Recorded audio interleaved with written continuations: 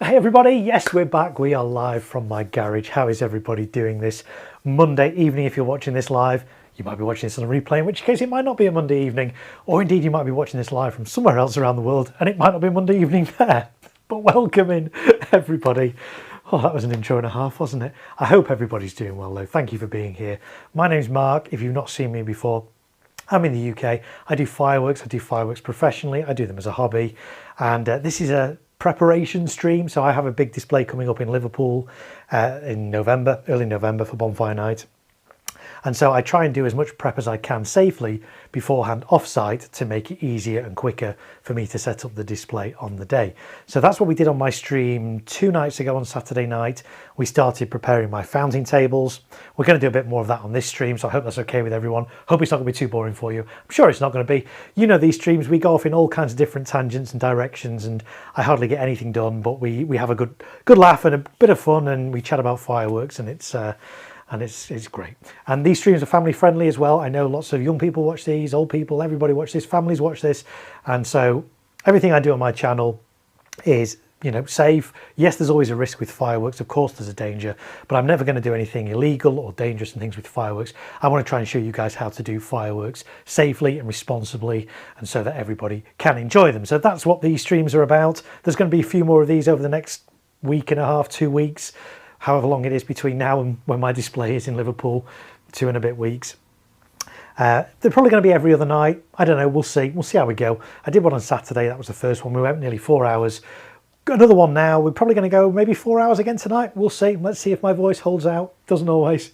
We'll see how we go. And let's say hello to a few people in the chat first of all. Those of you watching on the replay thinking, who am I talking to? If you were to watch this live, you can interact with me in the live chat in real time, and I'll read all the comments and we read them out and we chat about them and stuff. Obviously, if you're watching on the replay, you can't do that, but what you can do is leave a comment below and I will read those and try my best to respond to those at a later stage. So let's catch up on a few people. Let's who's first in the chat. Dis Noah was first in the chat. Hello Dis Noah, I hope you're okay. It says, hey Marco, and we've got an emoji there of a jacket potato. Those of you who are new to my streams won't really understand what that's about. But when I do my live streams from my back garden, which tends to be on November the 5th, Bonfire Night here in the UK, and New Year's Eve, where we see in the next year, it usually involves me eating a jacket potato on stream whilst trying to talk to you guys, and it's kind of a bit of an in-joke, but that's what that emoji means, for those of you wondering. So Dis Noah, hello, welcome in, you're first here. Craig is back. Craig says it's the final countdown. Hello, Craig. Hope you're doing well this Monday. Pyro Stuff says, hi Marco. Hi Pyro Stuff. DH is here. Finally something good to watch. Everything is down. Yes, of course, there's been a big outage today, hasn't there? AWS, Amazon's web services have gone down and it's caused chaos all around the world with various different websites and platforms and apps and things not working. But hey, good news is YouTube isn't affected. I can still stream. So if you can't watch your streaming service tonight, or you can't get onto your internet banking app or whatever, why not watch this instead? I promise you it'll be fun. Well, I'll try and make it fun. They're usually fun, these streams. They're light anyway, they're entertaining, people enjoy them. And you might learn something as well, so there we go. This Noah says, woohoo, Fireworks UK is here again, says hello all. Hello Fireworks UK. Whew, right, so we've got 15 of you here at the moment. If you've not said hello in the chat, you don't have to, it's not compulsory. But if you do say hello, I will absolutely say hello back to you. So there we go. If you do want to support my channel, it's not compulsory, it's not expected, it's always appreciated. There is PayPal, you'll find a link to that in the description. It's paypal.me/thegreatmarko, or you can click the little dollar icon next to the chat and send a super chat that way. But as I say, these streams are free. I don't do it for the money, but I know some of you do want to support my channel, and that's one of the ways that you can do that. And everything I get from that does go back into making these streams even better. If you watched these streams from my garage last year, we did these the other way around. I was against a different wall. I'm now against a brick wall. But we've got extra lighting. We've got proper professional lighting. We've got a multicam setup. Let's run through the multicams quick. We've got an overhead cam. Hello, there we go. We've got a close-up cam here. Hello. So we can do lots of cool stuff with this new setup that I've got. So, you know, I'm investing my time and money in this channel to make it as enjoyable as I can for you guys. So I hope you guys appreciate that. So what did we do on the last stream? Let's do a quick recap. We started making my fountain tables. What are fountain tables? They're a little thing I like to do, and I know some of you have kind of picked up on this on my streams and like, now do this yourself. Basically, the show I'm doing in Liverpool is quite a small display. There's not a lot of space on site, so everything has to be category F2, which is effectively garden fireworks, most of which only require an 8-metre safety distance, some of which require 15. I don't use any of the bigger display fireworks that are category F3. They require 25-metre safety distance, and I don't quite have that on this display. So everything's relatively small, but I try and use things in multiples, and so you can make bigger effects using smaller fountains by doing them in multiples. And the way I do that across the front of this display, I have 5 sites spread across the width, all with fountains on. Now, fountains, if you're doing a big public display and you've got fountains on the ground, yeah, your front row of audience are going to see them, but people 2, 3, 4 rows back are not going to see little fountains on the floor. Yeah, sure, they're going to see all the big high aerial stuff in the sky, but they're not going to see fountains. So what I like to do is I like to raise my fountains off the ground. That way everybody can see them, but also a lot of fountains have quite a lot of fallout, which if you raise it off the ground, you get a lovely kind of tree shape, Christmas tree shape as it cascades down. If you've just got your fountains at ground level, those sparks will just fall onto the floor and you'll lose quite a lot of effect. So by raising it up, they look better and more people can see them. Craig says, or let's go on Mr. Chat, Fireworks UK says it's a shame about the weather. I was hoping for lots of Diwali fireworks in my area. Yes, it's Diwali. If you're celebrating Diwali today, then welcome in. You're very welcome to be here. There have been fireworks going off in this area this evening for Diwali. The weather has actually cleared up a bit now. It wasn't very nice during the day today.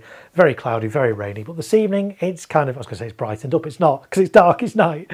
But it's cleared up and there have been some fireworks going off. It's fairly quiet at the moment, but half an hour or so ago, there were a few going off. So if you're celebrating Diwali today, then welcome in. Craig says, evening Mark, evening all. Really hoping everyone is okay. I'm sorry, just came in from the garage, been busy making signs and things for my school display, taking a lot of time up. Yes, a lot of prep does go into these displays. Not just my display, everybody that puts on a display and is passionate about fireworks. We put so much time and effort in before the actual display. If you go and watch a firework display, yeah, you might see, 15 minutes of fireworks. Wow, impressive, that's great. There's all the setup time during the day, on that day to get that ready. But there's all the prep that goes in days, weeks, if not months before designing the show, sourcing the fireworks, fusing them, all those kind of things. Lots of work goes in. So I do appreciate that everybody's kind of getting ready for their displays now. So it's great, Craig, that you've just been doing a bit of that. Bulletproof Mum is back. Hello, Bulletproof Mum, welcome. I hope you are well this Monday evening. There's loads here, she says. Near Southall, weather improved, but honestly, nothing stops them around here. Love it. We're talking about fireworks because, of course, it's Diwali. But welcome in, Bulletproof Mum. Great to have you here. And thank you again so much for your little super chat on my stream on Saturday. It's very much appreciated. Thank you so much. So we raise these up off the ground. How do I raise them off the ground? The way I do it, there's different ways you can do it. The easiest way I find is by using these. These are lightweight aluminium speaker stands, tripod stands. They're really good because A, they're lightweight. You can open them up because they're tripods, so they're really, really stable. They have a really stable base and they go up pretty high. They go up to about a height about 2 meters, 1.8 meters, 2 meters. So I have 5 of those spread out across the front of this display. And then on top of those, I have my fountain tables, which I've made. Here's one that doesn't have any fountains on at the moment. It's just a couple of bits of wood kind of screwed together. We measured this the other day. It's 30 centimeters by 30 or 300 mil by 300 mil. On the bottom of that, there's what's called a top hat, a speaker top hat. That will just sit on top of the speaker stand like that and screw into place. And then I've got a table that I can set at different heights and I can put all my fountains on.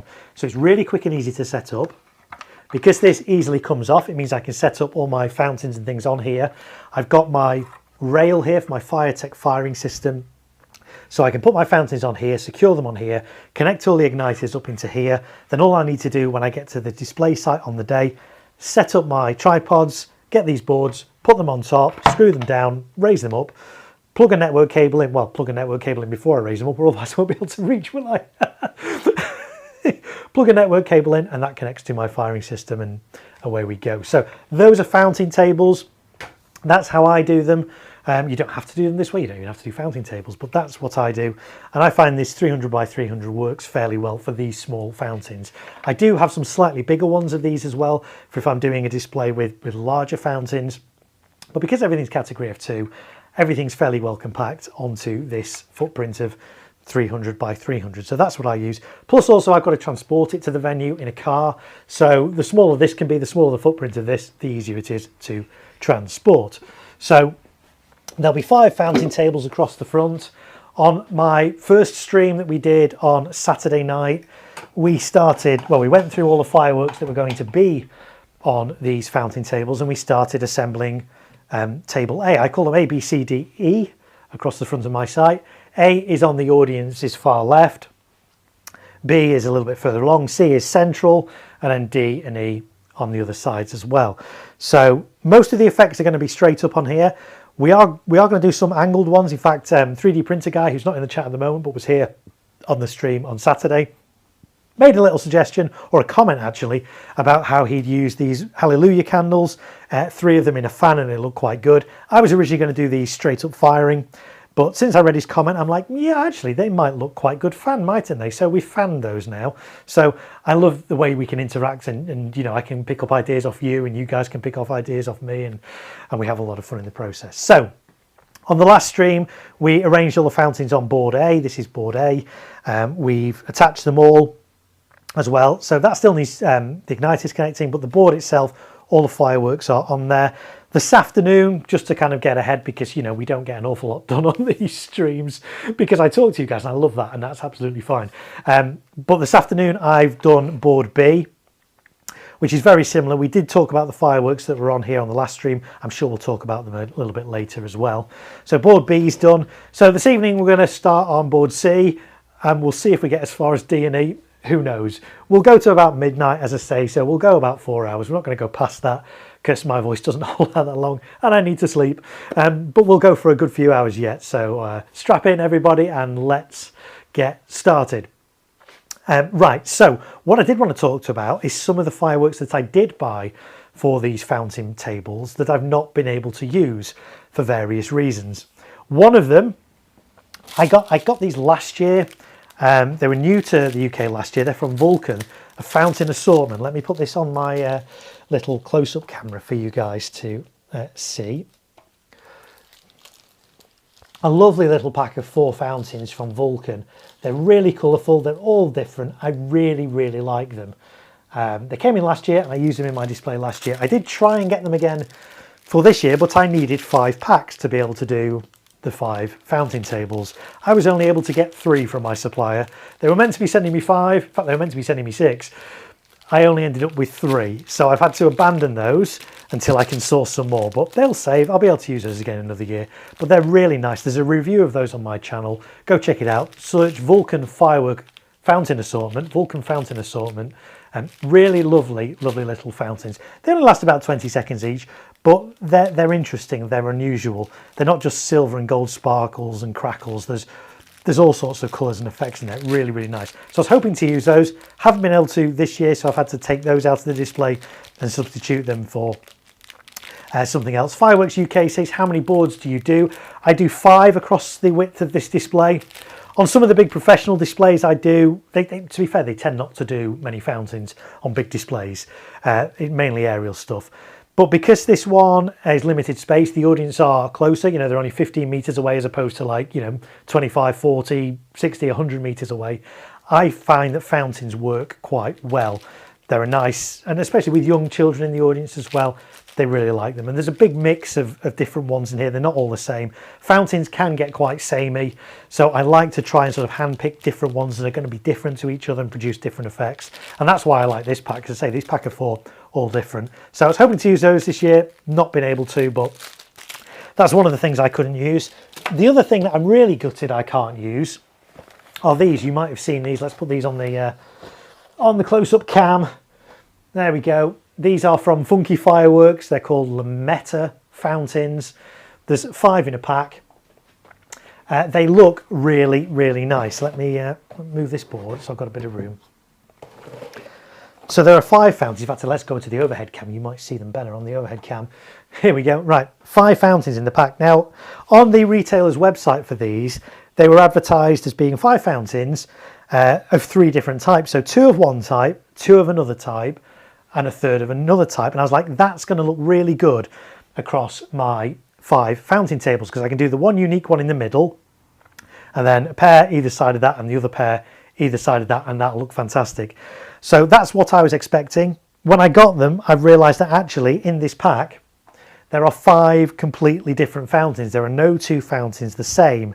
And so, yes, I could use them in my display, but it's going to look really odd having 5 different fountains going off at the same time across different boards. And I like to have symmetry in these displays. It's really quite important. So yeah, there's 5 different fountains here, which is a shame. Let me show you on the close-up cam. See if this will pick up the names on them. Let's go to this one. Okay, so this one is Brocade. The Brocade Rain Fountain is the first one. Then we've got Brocade Rain with Blue Stars. That's the second one. We've then got Gold Rain. We've then got Gold Rain with Blue Stars. And then we've got Brocade Rain Fountain with Golden Chrysanthemum. So there's actually 5 different fountains in this pack. Whereas I was expecting 3 different types, 2 to be the same, another 2 to be the same, and an odd one. So I was really looking forward to these because I've heard great things about them. They're funky as well. I've never actually used any funky products, so I was really excited to use these in my display. They're only category F2 as well, which is really good. And they contain 80 grams of net explosive content in each of these, which is pretty decent, you know, for a fountain. So that's what I was hoping to do, but as I say, because they're all different, not going to work this year. I probably need to get another pack of those for next year, and then I will have 2 of everything, and I can do some symmetry. So these will keep for another year, but I am a little bit sad that I wasn't able to use these in my display this year, because I say I've heard good things about them, and I was curious to be able to use them. But there we go. Craig says, may miss out on your 5th of November stream, Mark. I'm going to crew for the first time on an F4 display. Excited. Oh, that's really exciting. I'm so pleased for you, Craig. Craig, very recently, I'm sure he won't mind me saying this, got his certification as a person of specialist knowledge, like I am, for using category F4 professional fireworks. Craig got his certification a few weeks ago. I got mine 3 years ago, I think now. But you need that. It's a competency to be able to demonstrate that you are a person of specialist knowledge, and then you can go and work with F4 fireworks. Well done, Craig. And Mrs. Great Marko, Craig, just stuck her head through the door and said, well done, Craig. So Mrs. Great Marko says hello. So I'm really pleased you're going to be crewing on an F4 display. That's amazing. That's great. And I'm sure, yeah, you'll be able to catch my replay from my live stream on November the 5th at a later date, I'm sure. But that's really exciting, Craig. I'm so happy for you, mate. That's great. The other fountains I weren't able to use in this display were these ones. These are classic ones, and they're called F2M Fontanovi Mix, supposedly. Let's show this on the close-up cam. So conic fountains. It says on the front, conic fountains 25. On the back, it says here, F2M Fontanovi Mix. But these are different to what I was expecting. This is a pack of 4 different fountains. I was expecting a pack with 2 lots of 2 different fountains. So again, because I got 4 different ones, it's not going to work. I basically bought 3 packs of these. So that I would have 2, 4, so I'd have 6 of each type, and expecting 2 of each type. And that way I could do 1 on each board of one type and 1 on each board of another type. But because I've got 3 packs and there's 4 different ones, it means I've only got 3 of each type as opposed to 6 of each type.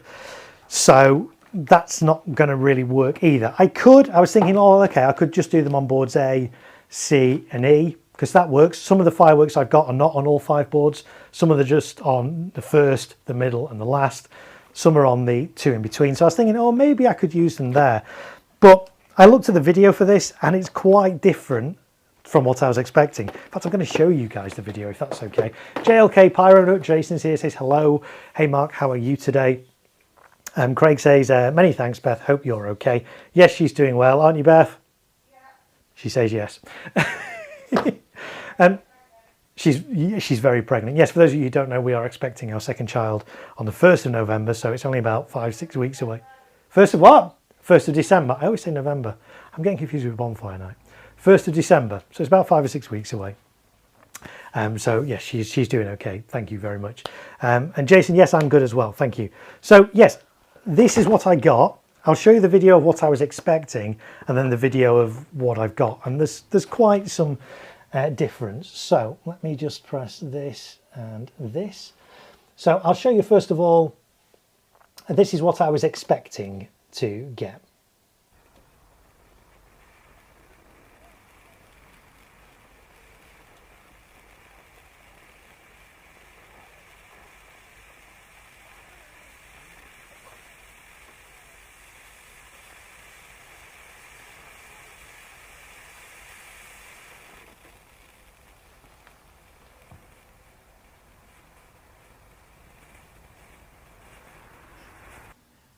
So I was expecting a pack of basically silver and gold fountains. That was the silver one, and to reach about a height of about 2 meters. So I was like, yeah, okay, that's good. I could have some little silver conic fountains on here, some little gold conic fountains to reach a height of about 2 meters.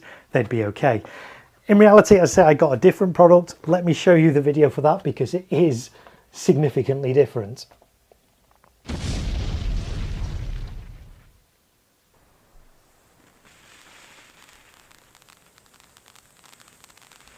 So as you can see, they don't reach anywhere near 2 meters, do they? They look like they barely scrape 1 meter in height. So from the video, and also very short-lived, okay, it's 2-stage, yeah, there we are, it's got a bit of crackling in, but height-wise, they look, and again, it's difficult to tell height from videos, I get that, but they do look really quite small. So yeah, I don't really think they're going to look amazing in this display, so I've taken those out. So there's 4 different effects there, but you get the general idea there. They're, yeah, a bit different to what I was expecting. So for that reason, I've had to abandon those in the display as well. And so I've substituted them for various different bits. So I'm still happy with what we've got, but I'm a little bit disappointed I bought some fireworks, expecting one type of firework. I got something completely different. So we'll find a use for those, I'm sure. Maybe we'll use those on bonfire night, we'll see. So those are fountains that didn't quite make it into the display that I was hoping they would. JLK says, yeah, they don't look very good. Yeah, they don't. I do like the 2 stages though. Yeah, but again, height-wise, they would have looked okay, but they weren't what I was expecting. I was a bit disappointed. If I had 5 of them to do at the same time, it might look okay. But 3, really, if I'm doing 3 fountains on the, the outer boards and the center one, they need to be fairly big. If I'm only doing small fountains, they need to be on all 5 to look good, to look reasonable. But if they're very small fountains, just 3 of them is going to look pretty, not great, not the standard that I want for my display. So we've taken those out. Craig says, whoop, got some fireworks around me. Yes, of course, it's Diwali, so there are fireworks going off tonight. Use them as fire starters, says Jason. Yeah, well, I'll find a use for them. I will put them in a display at some point, somewhere. They may even go in my display next year. We'll see. Or we might use them on bonfire night. We'll see. I will find a use for them. They won't go to waste. So yeah, so those are some of the fountains that didn't make the cut, and those are the reasons why. But I'm really happy with what we've got. And I say I've partially assembled like 2 boards now. They all need igniters connecting. But I want to try and assemble at least one other board tonight. Let's see if we can get 3. Might be ambitious. Let's see. It's only 8:20. We've got another 3.5 hours. Let's see what we can do. So I'm going to move these ones out of the way. These ones are kind of assembled as much as they're going to be for the time being. So bear with me a second, folks, whilst I find somewhere for this board to go. Just out of sight behind the camera. But so that I can still see it as a guide as I build my other boards, because board A is effectively going to be identical to board E, but with some of the fireworks swapped around because there's angled effects, so obviously I want the angles going that way rather than all the same way. So, but generally it's going to have the same things on. So let's move board B out of the way as well.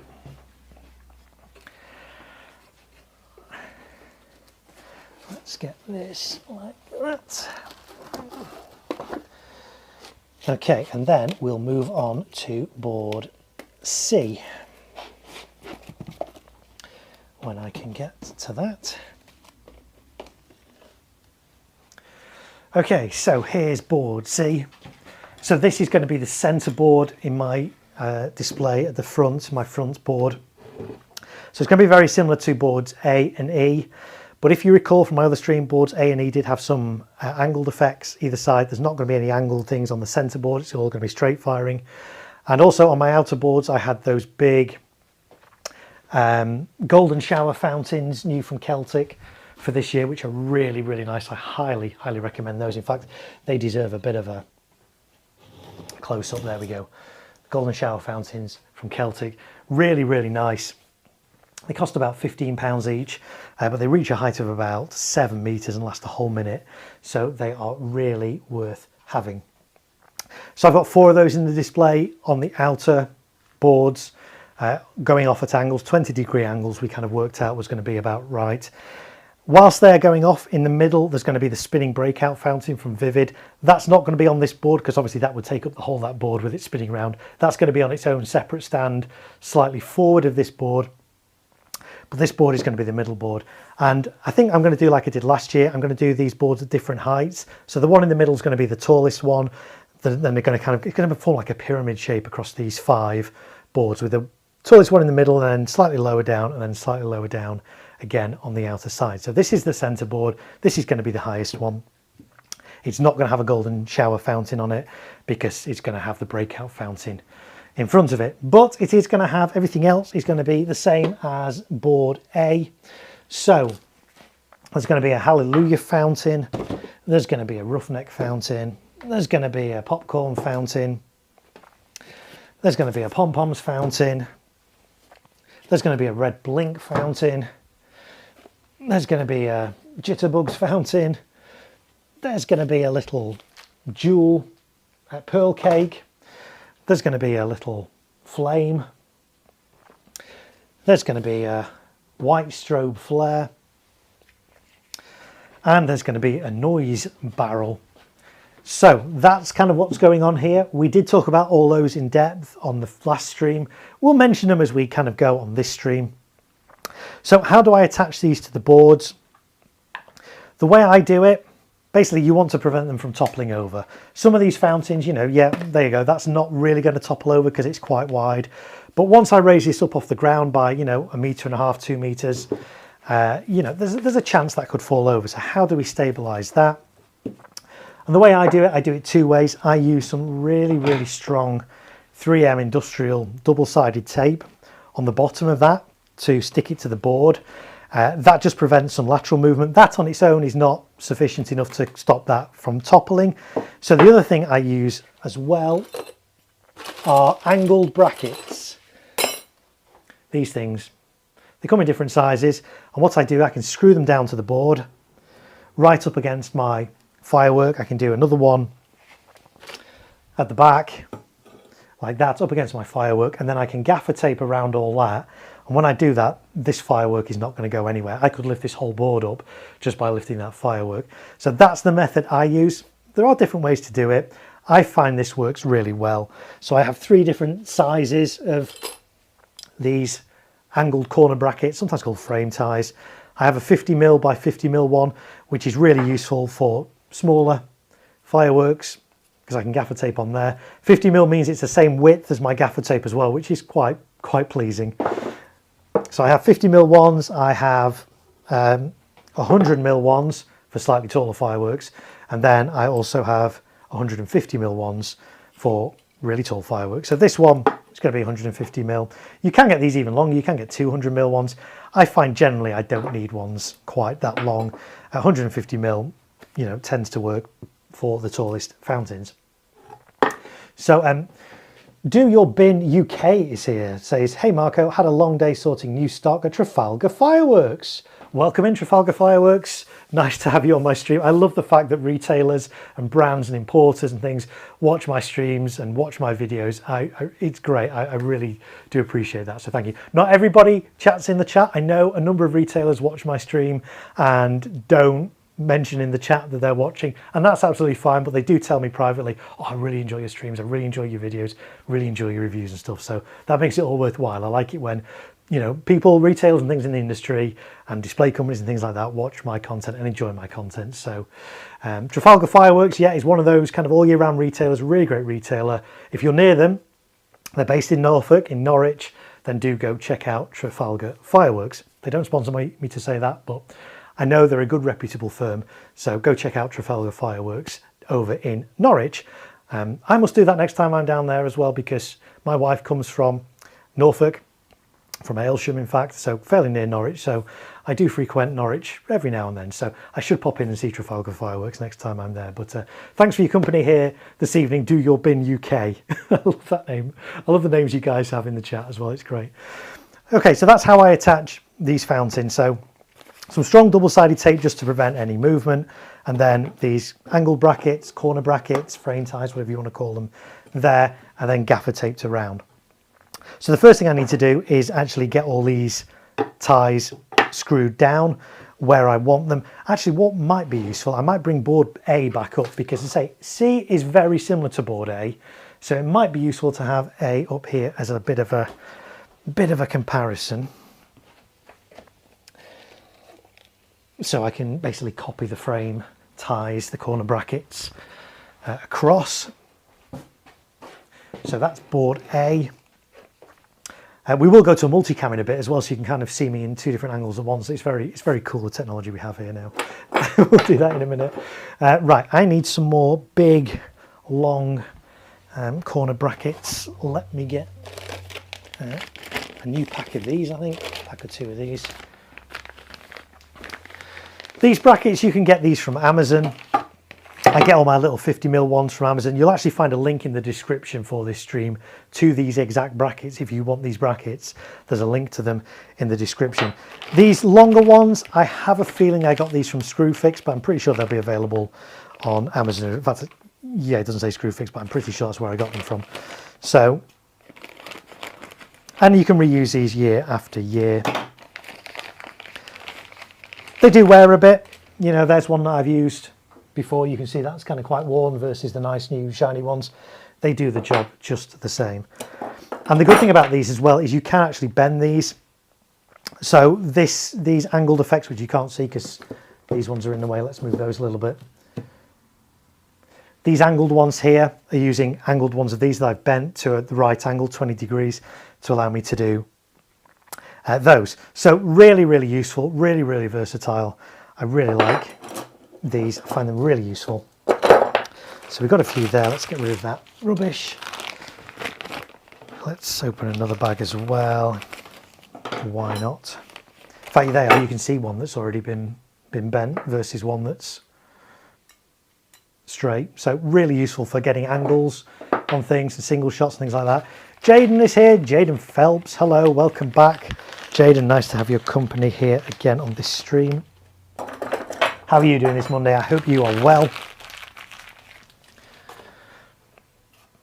Okay, so I also stick a little label on here. So this is board C, and I've put a little arrow. When I do little red arrows like that, that to me is an indicator to me to say which direction is going to face the audience. So I know that this board is going to be orientated with the audience there. On the rear of them, I say I've got my little Firetech slats. Well, that looks Firetech slats here on the back that all my igniters connect into, and then that connects into my firing system with a network cable. Let's move some of these big ones a little bit out of the way so you can kind of see what I'm doing. Let's move those to the side. Oh, there goes that one. These are we talked about these on the other stream. These are really quite top heavy. There's actually the fireworks actually only that bit there, and the rest is tube. I guess maybe because it's meant to be handheld, but it does say on these, you know, that spectators need to be 8 meters away. So clearly they are not designed for being handheld. Even though they're flares, I'm sure people will hold them. It does say spectators need to be 8 meters away. So if a firework says that, it's not handheld, is it? So put that there for a second. Right. So we're going to have one of these. This is the Jewel from Standard Fireworks, 128 shot pearl cake, mini pearl cake in fact. I'll tell you what, let's go to, bam, there we go. We're now multicam, so you can see me and you can see what I'm doing here. So you can see this board's been quite well used as well. I reuse these years after year. They do absolutely fine. Yeah, there's a bit of, you know, soot on there from other fireworks, but they perform just as well each year. So one of those there. Then we're going to have, what are we going to have on the other corner? We're going to have another one of these red blink fountains from Leslie. Never actually fired these, seen footage of them. I know people who have fired them and said they're the best fountain that you can get. So I'm really curious to try these. We've got 3 of these in the display. They're going to be on boards A, C and E, and on boards D and B, they're going to be fired at the same time as some little Celtic red blinker strobes, which I think will work quite well. It would have been lovely to have 5 of those, 1 on each board, but you know, this isn't a particularly expensive display. The budget for this display is not massive, so in order to keep the cost down, I've just gone for 3 of these and interspersed those with the Celtic red blinkers, which I think will work pretty well. So, but there's going to be a red blink fountain on here. Let's get rid of that plastic tube. And what else are we going to have on here? Little tiny little fountain from Cosmic Fireworks called Jitterbug. I like having little kind of novel fountains on. This was only £2, £1.99, £2. So I've got 5 of these. 5 of these going off together will be really good. It's got a decent duration on it. 60 grams net explosive content. There's actually 2 tubes in here, so there's 2 different effects. The first effect looks really nice with some like darting fireflies. The second effect is not as good, but you know, for £2 for a long-lasting fountain, you can't really go wrong with that. So there's going to be one of those on this board. At the back, let's see what JLK says. I've got some nice vivid stuff in some of my shows this year, and a stunning Rikeo cake as well, which I think you will love. I really like Rikeo products, Ryokeo, however you say it. They're basically a sister brand, a daughter brand, however you want to say it. They're closely associated with Vivid, so Vivid's kind of bring them into the country. They look, well, they are really good quality. I've used them before. Sadly, there's not many F2 pieces. I did try and get one of the F2 cakes for Rikeo for this show. I think it's Thunderbolt 3, maybe is F2. Most of their stuff is F3, but it's lovely, lovely stuff. So yeah, that's going to be good. And the Vivid stuff, of course, is great as well. So we've got a popcorn fountain. This is from Vulcan. I used this in the display 2 years ago, 3 years ago, maybe, no, 2 years ago, and I had 5 of these, and this is a really intense crackling fountain, really intense. I had 5 of them and it formed an epic finale. Only using 3 of them this year because I'm interspersing them with the Special Force fountain from Leslie, which I believe is like an intense crackle, even more intense than this. So those 5 going off together will be part of like the pre-finale. Won't tell you what the actual finale is yet, but they're going to be towards the end of the display, and I think they're going to sound and be quite impressive. So Vulcan fountain going there. Oh, and do tune in for my streaks. We'll do a stream after the display, not straight after, but a few days after, where we dismantle all these boards and talk about how it went and look at these fireworks and things. Inside here, in the bottom, there's a bag. It looks like a bag of drugs. It's not. It's little clay bung bits. Hashtag clay bung bits. That's where that hashtag comes from, if you're regular on my stream. Just to give it some stability, because this is a little bit top heavy. But actually, the fountain itself is just tubes. I think there's 4 tubes inside here, straight tubes. But because they've done it like this, I like the way they've done this actually as a popcorn bucket. The artwork on it, the design is pretty cool. I like it.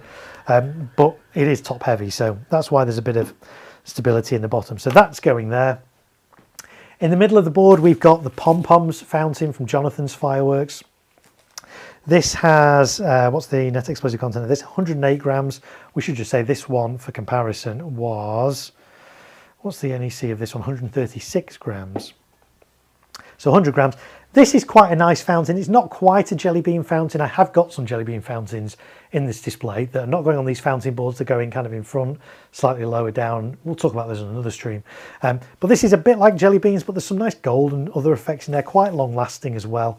So pom-poms, we got 3 of those in this display. Craig says popcorn was a crowd favourite last year for me as well. Yeah, when I used this 2 years ago and I had 5 of them going off together, yeah, I was impressed with these.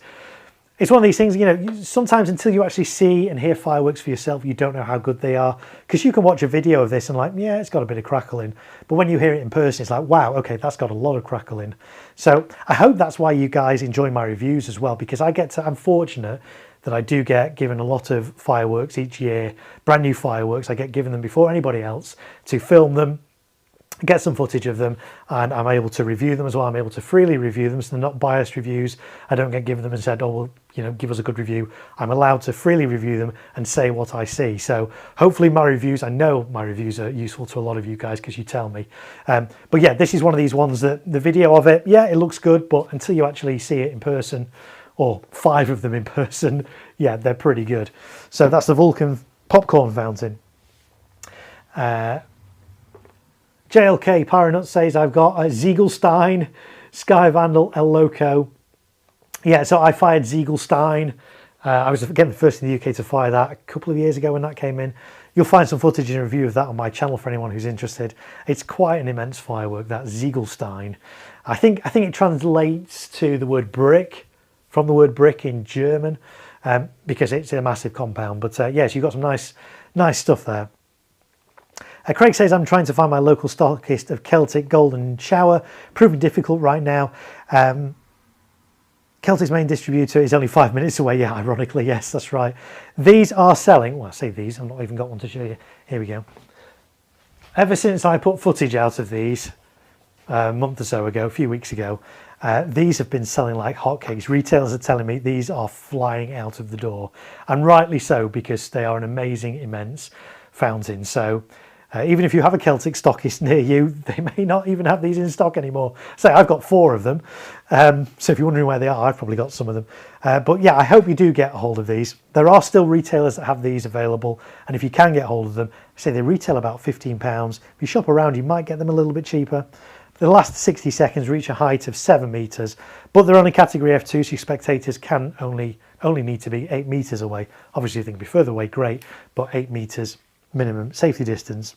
Low noise as well. If you're looking for low noise fireworks, this is a great choice. It's an impressive fountain. So I hope you're able to get your hands on 1, 2, or many of these this year, Craig. Sounds amazing, yes. Okay, so that's the Golden Shower Fountain, new for 2025 from Celtic. And I've got 4 of these in this display, and they're going to be angled, and it's going to hopefully look quite good. But there's not going to be any on this central board. They're just going to be on the outer 2 boards on either side, so 4 boards. So pom-poms is there. We're also going to have this. This is the Roughneck Fountain from Leslie. I'm a big fan of Leslie products. They're unusual, they're varied, there's quite a lot of variety. It's a shame they're not more readily available. But these ones, I've not fired this one before, but it looks good. I fired other big Leslie fountains and been impressed with them, so I'm confident enough that this is going to perform well. It's called Roughneck. It's 121 grams net explosive content. It's a battery of fountains, so a battery means more than one. So if you have a battery of shot tubes, you know, that could be a shot tube. If you've got a battery of shot tubes, another name for that is a cake or a barrage. But you can also get batteries of fountains, as in this. If it says battery, it means it's got more than one tube in it, which likely means it's got more than one effect in. Doesn't always mean that, but in most cases it does. The only time it doesn't, I think, will probably be like jelly bean fountains. Jelly bean fountains usually are a battery of fountains, but they're all the same effect. So yeah, this is Roughneck, and we'll see what that's like. I'm quite excited by that. So we've got 3 of those. They're going on here as well, like that. We've also got, yeah, the Alleluia. It's not a fountain, it's a candle. It's a candle bundle, in fact, because it's got multiple tubes. It's got 1, 2, 3, 4, 5, 6, 7, 8, 9, 10 tubes inside, each with 12 shots. And this is by Leslie as well. It contains a total of 40 grams of net explosive content, so not, you know, not massive, but with 5 of these going off at once across my 5 boards, I think it's going to look pretty decent. I was originally going to do them all vertical on all 5 boards, but following the stream on Saturday, I've changed my mind, and now the ones on the outer boards are going to be at 20 degrees, the next board along are going to be at 10 degrees, and the center board, which is this one, is going to be straight up firing. They come with this plastic base, which is great. It gives it stability. So, you know, if you're doing this in your back garden, you can just light it. Quite often, these are not necessarily perfectly straight. I don't know if you can see that on the camera. That doesn't stand up perfectly straight, which, you know, if you're doing something in your back garden, so what? I want this to be kind of more vertical. And also this board, this plastic board, takes up quite a bit of space on my fountain table. So I've been removing these. Now, if you are going to remove these, you need to support this firework in another way. You can't just remove it and use it like that. It risks toppling over. So if you are going to do something like removing the plastic, or like in the case of this fountain, it's got a little bit of cardboard circle disc on it to stop it toppling. If you're going to remove those things, you need to support these in another way and make sure they're not going to topple over. Have I seen Riceo Miraculous Mark? Yes, I have. I've fired some Riceo stuff and it is really, really nice.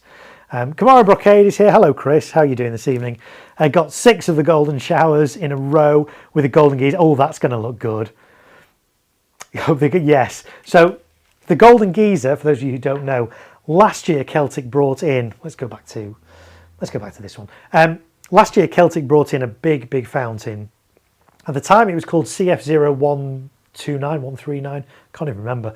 It was just it just had a product code. It was going to be part of their professional range, because Celtic Fireworks, as well as doing consumer fireworks, they also do professional F4 fireworks, and they're really good as well. I've used those before and they're really good. So this fountain, the CF0129, was going to be part of their professional range, but they managed to bring it in under an F3 classification, which meant it was available to consumers, to you and me, to everybody. It's an immense fountain. It reaches a height of 10 meters. I was the first in the UK, again, to film it and fire it. You'll find the footage of that on my channel. It's immense. It's the best fountain I'd ever seen at that point in time. 10-meter height, lasts 60 seconds, amazing. Some people have reported there's been some blowouts. It goes for a few seconds, then goes bang. The one I fired was okay, and it looks immense.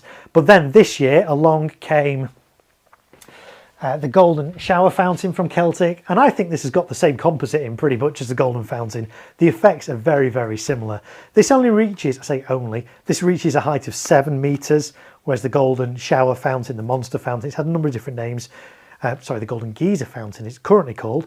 It was called the monster fountain, then CF0129, but right now it's called the golden geyser fountain, and then this is the golden shower fountain. So golden geyser reaches 10 meters, lasts 60 seconds. This reaches 7 meters, but lasts the same amount of time. This is only category F2, so spectators only need to be 8 meters away. Whereas the golden geyser fountain, it's an F3, spectators need to be 25 meters away. And in my view, I think this at 8 meters is going to impress audiences a lot more than a 10-meter fountain at 25 meters. But they're both good. But price-wise, this is much better value. This retails about £15. By comparison, the golden geyser monster fountain retails at, get this, £60, £60. It's the most expensive fountain, consumer fountain there's ever been in the UK. So I'm pleased that kind of Celtic have brought in a slightly smaller version, but performs, I think, just as well. So I've got 4 of these in my display. Chris has got 6 of these and a golden geyser. That's going to look immense. My 4 are going to be angled. And then in the middle, I'm going to have a spinning fountain, a breakout fountain from Vivid, which is kind of golden as well. And I think that's going to work quite well at the same time as these. So that's going to be part of my display. Low noise as well, no crackle in these, just a lovely gold kind of conifer, Christmas tree, pine tree shape out of these. Really lovely. So yeah, if you can still get golden showers fountains from somewhere, then they're my tip for this year. Okay, what else have we got on this? So yes, we've got this. We're going to take this plastic support off to give me a bit more space on this board, and so that I can angle it easier. Although actually on this board, it's not. It's going to be straight firing. That said, as we saw before, it's not entirely straight. It is kind of a little bit slanted. So that's going to go on there. And then the other things that are going to be on here, 1, 2, 3, 4, 5, 6, 7, 8, 9. I'm missing, what am I missing? Well, we're going to have a little coloured flare. These are the Vulcan Bengal Fugo mix. It's a pack of 5 little coloured flames, really cheap. Each flame lasts like 60 seconds. And you get 5 different colours. This is the yellow one. So we'll do a yellow one. Should we do a yellow one in the middle, or should we do a different colour in the middle? What colours have I got left? Blue. I'm going to do blue in the middle. Yeah, we'll swap that out, because yellow's a little bit boring, isn't it? So let's do a blue one in the middle. So we'll have a blue, one of those there, and then next to it we're going to have one of these noise barrel fountains from Leslie. These are really nice because it's a fountain that ends with a mine effect, so the audience is just expecting a fountain, then right at the end it kind of explodes into a mine. Mine, single shot mines are really good. Audiences really like them. They like the surprise element of them. So we've got 5 of those across the 5 boards, 5 flames across the boards as well. So they're going to look really good. Oh, I know what I've forgotten. Yes, the white strobe flare from Yorgi. I've not fired these. I'm hoping they're not going to be too smoky. They're not smoke flares, they're flame flares. This is the white strobe flare, so it's meant to have a bit of a strobe effect. I have also got the green flare and the blue flare and the red flare because I got a really good deal on them. But I'm going to use the white strobe flares in this display, so that's going to go on there as well. But these are very, very top heavy. That section is literally just hollow tube, and the actual flare bit is only that bit, so they are very, very top heavy. 3D Printer Guy is here. Hello, 3D Printer Guy. Says, hello, Mark and all. Hope you're all well. Great to have you here again this evening, 3D Printer Guy. Welcome in.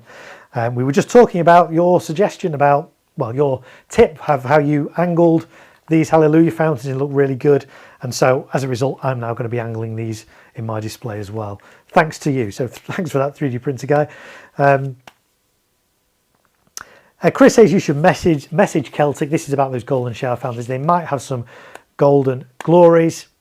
You could pick up direct from them if you can't get them elsewhere. Yeah, especially if you only live 5 minutes away. And plus, for those of you who don't know as well, Craig, last year, Celtic for the past 2 years have been running a Light Up the Sky competition where you could design a fireworks show using their products, and the best one would actually win all those products.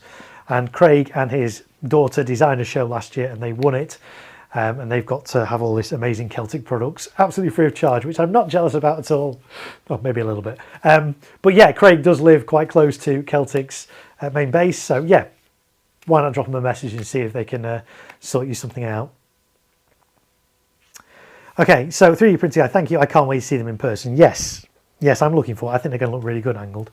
So yes, that's going on there as well. So that should be 1, 2, 3, 4, 5, 6, 7, 8, 9... am I missing something? Catherine wheel on the front, yes. What Catherine wheel's going on the front of this one?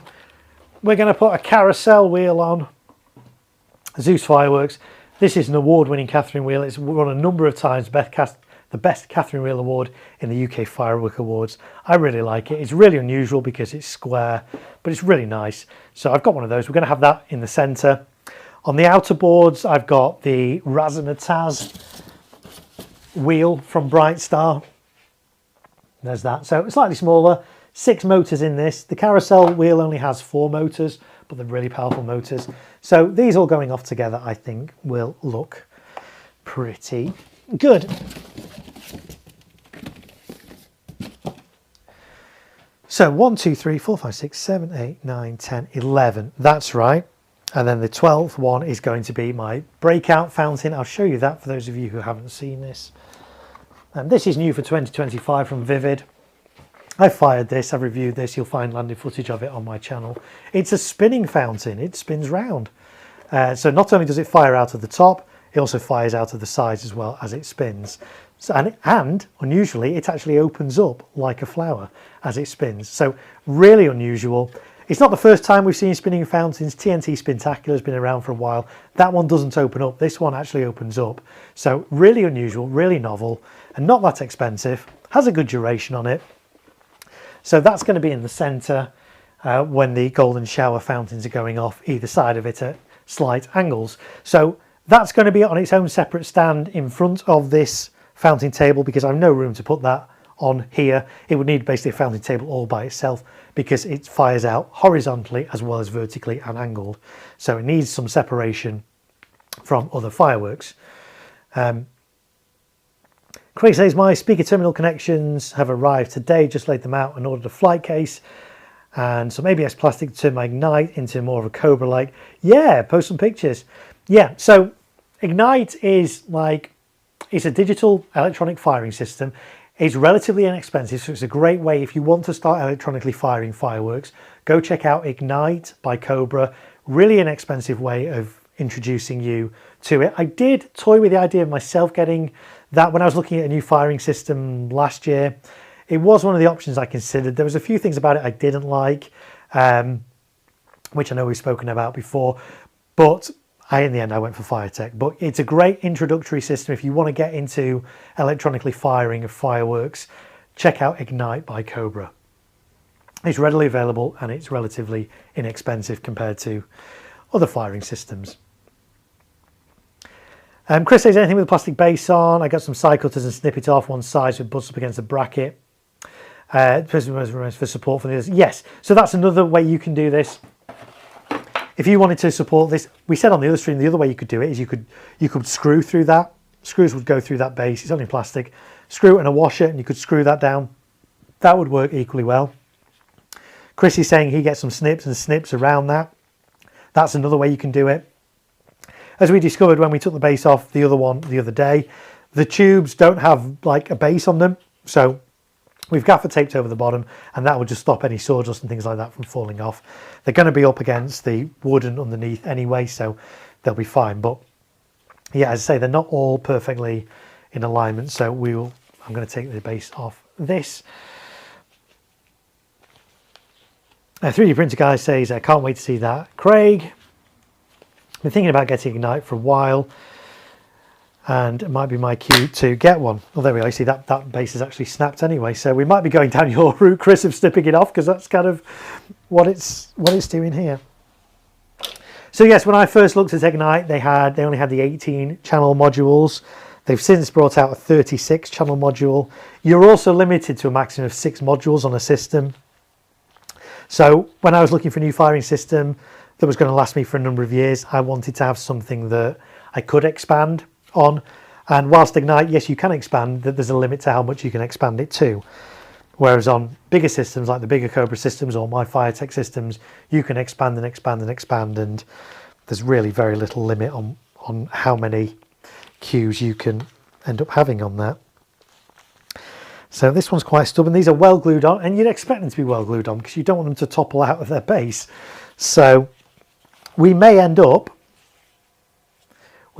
end up doing what Chris has done and just kind of snip around this. Let's see how easy that is to do. Yeah, we might do it like that on this one, just because it's already kind of half broken off anyway. There you go, you can see. So we'll try and snip around this as we go. Pull these bits off. As I say, you don't have to do this. If you're just firing this in your back garden, don't bother doing this. Fire it in its base. That's what it's there for. It's to provide it with support, to prevent it from toppling.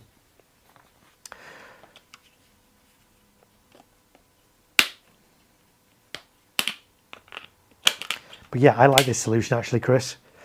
This is going to work quite well. So yeah, there's going to be rough edges here, but no one's going to be touching these. They're going to be mounted on these fountain tables, out of reach. There we go. That's fairly clean. There we go. You can see the result of that. That's really nice. That will then allow me to butt this right up against one of my corner brackets like that, and it will fit in nice and flush against that. So that's going to go on the back here. Great, so that's everything on this board. I'm just going to move the Catherine wheel, put that away for now. I'll attach those at a later stage. Why don't I attach them now? Well, actually, at the moment, my fountain table fits quite nicely on this board. As soon as I put a Catherine wheel on, I'm going to have to do this at the edge or put it on a speaker stand. So for now, whilst I'm doing the other fountains, it's easier to not have that on. Craig says, you made the right decision, Mark. I love Firetech. If I was able to get into bigger displays, it looks amazing. Yeah, Firetech, I've been really happy with Firetech stuff. It's performed really, really well. There's quite a lot of Firetech videos if you're curious about it. I've done a dozen or so videos now on different components of the Firetech firing system. There's more videos to come when I can get the time, looking at scripting and things like that. I'm going to be using Firetech for this, so we may even cover a little bit of that on a live stream maybe towards the end of next week, where I start looking at programming all this display and getting that scripted and things. So we may look at it then as well. 3D printer guy says, my only concern is fireworks being banned, spending the money just to find out another year you can't use it. Yeah, is there a chance fireworks could get banned? I don't know. And then what do you do with all your fireworks? I don't know. I mean, who knows? Hopefully fireworks won't get banned.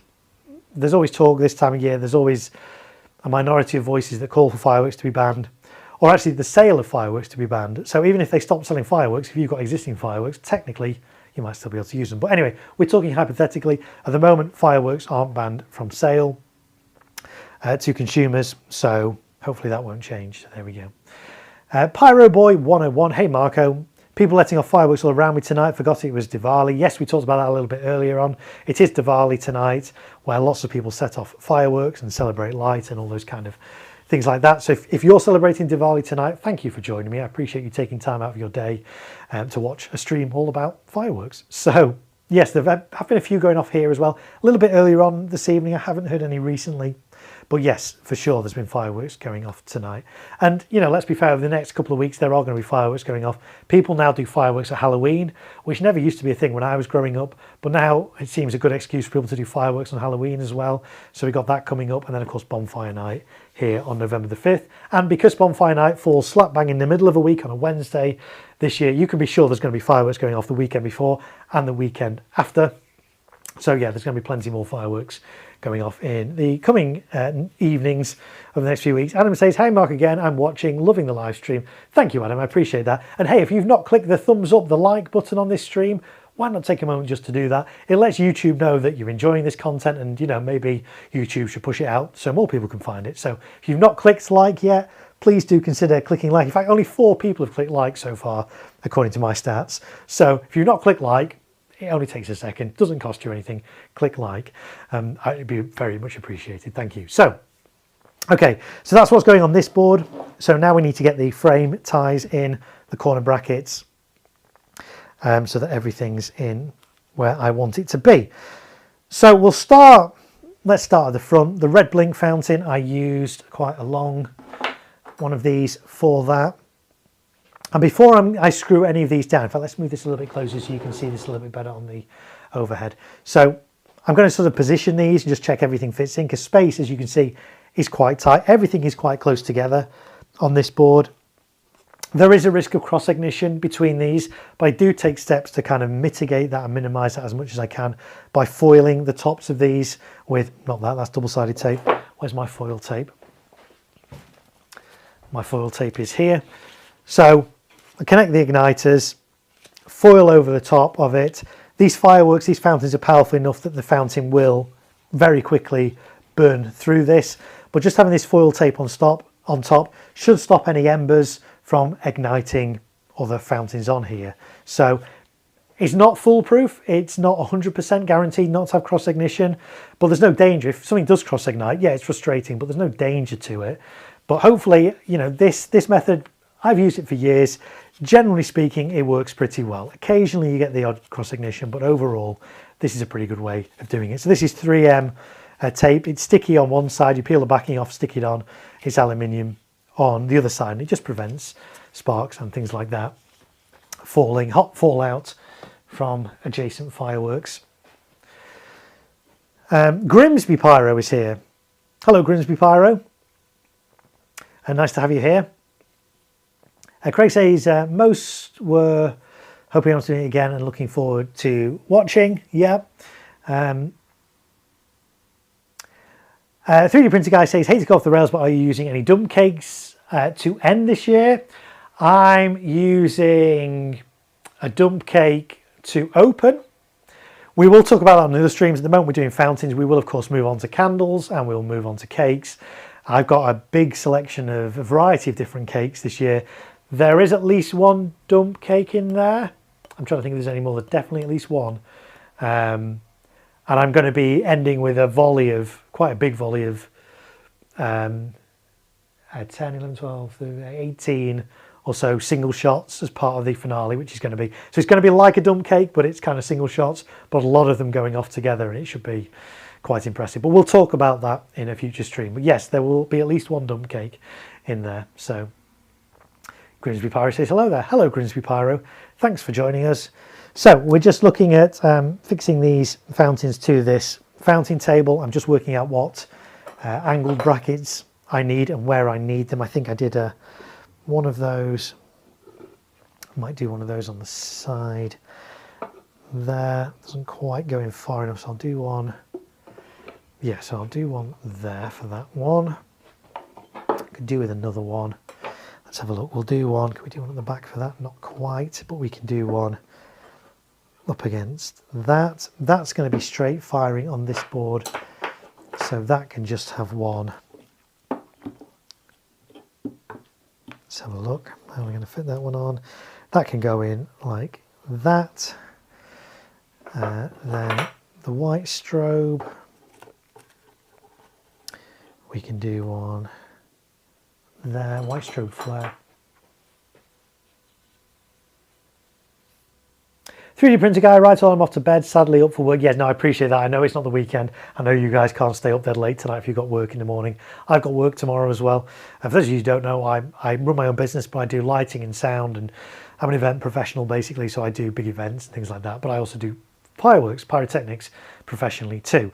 So I've got a job tomorrow, not fireworks related, more production side, but that's tomorrow. So we're only going to be going as far as midnight, so another 3 hours just under on this stream, or to a place where it's reasonable to stop.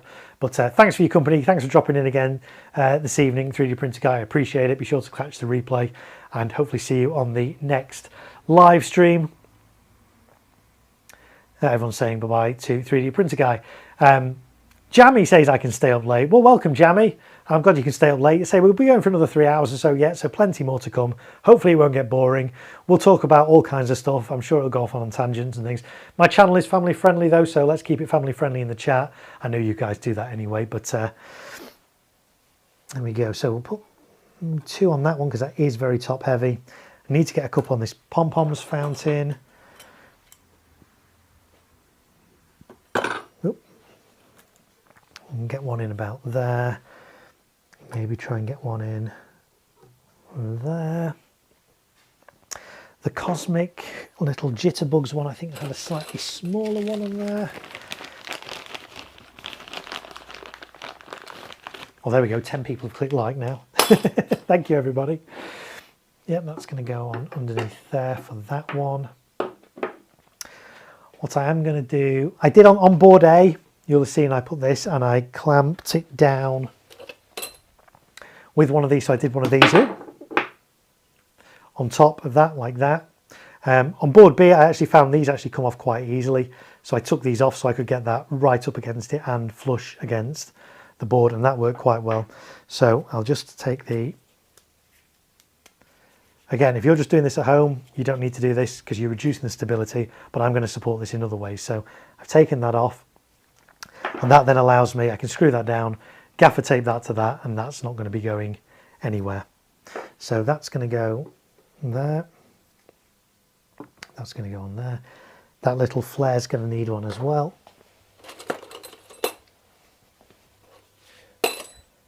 Oh, let's get one that isn't already bent to an angle. That's going to go there. Oop.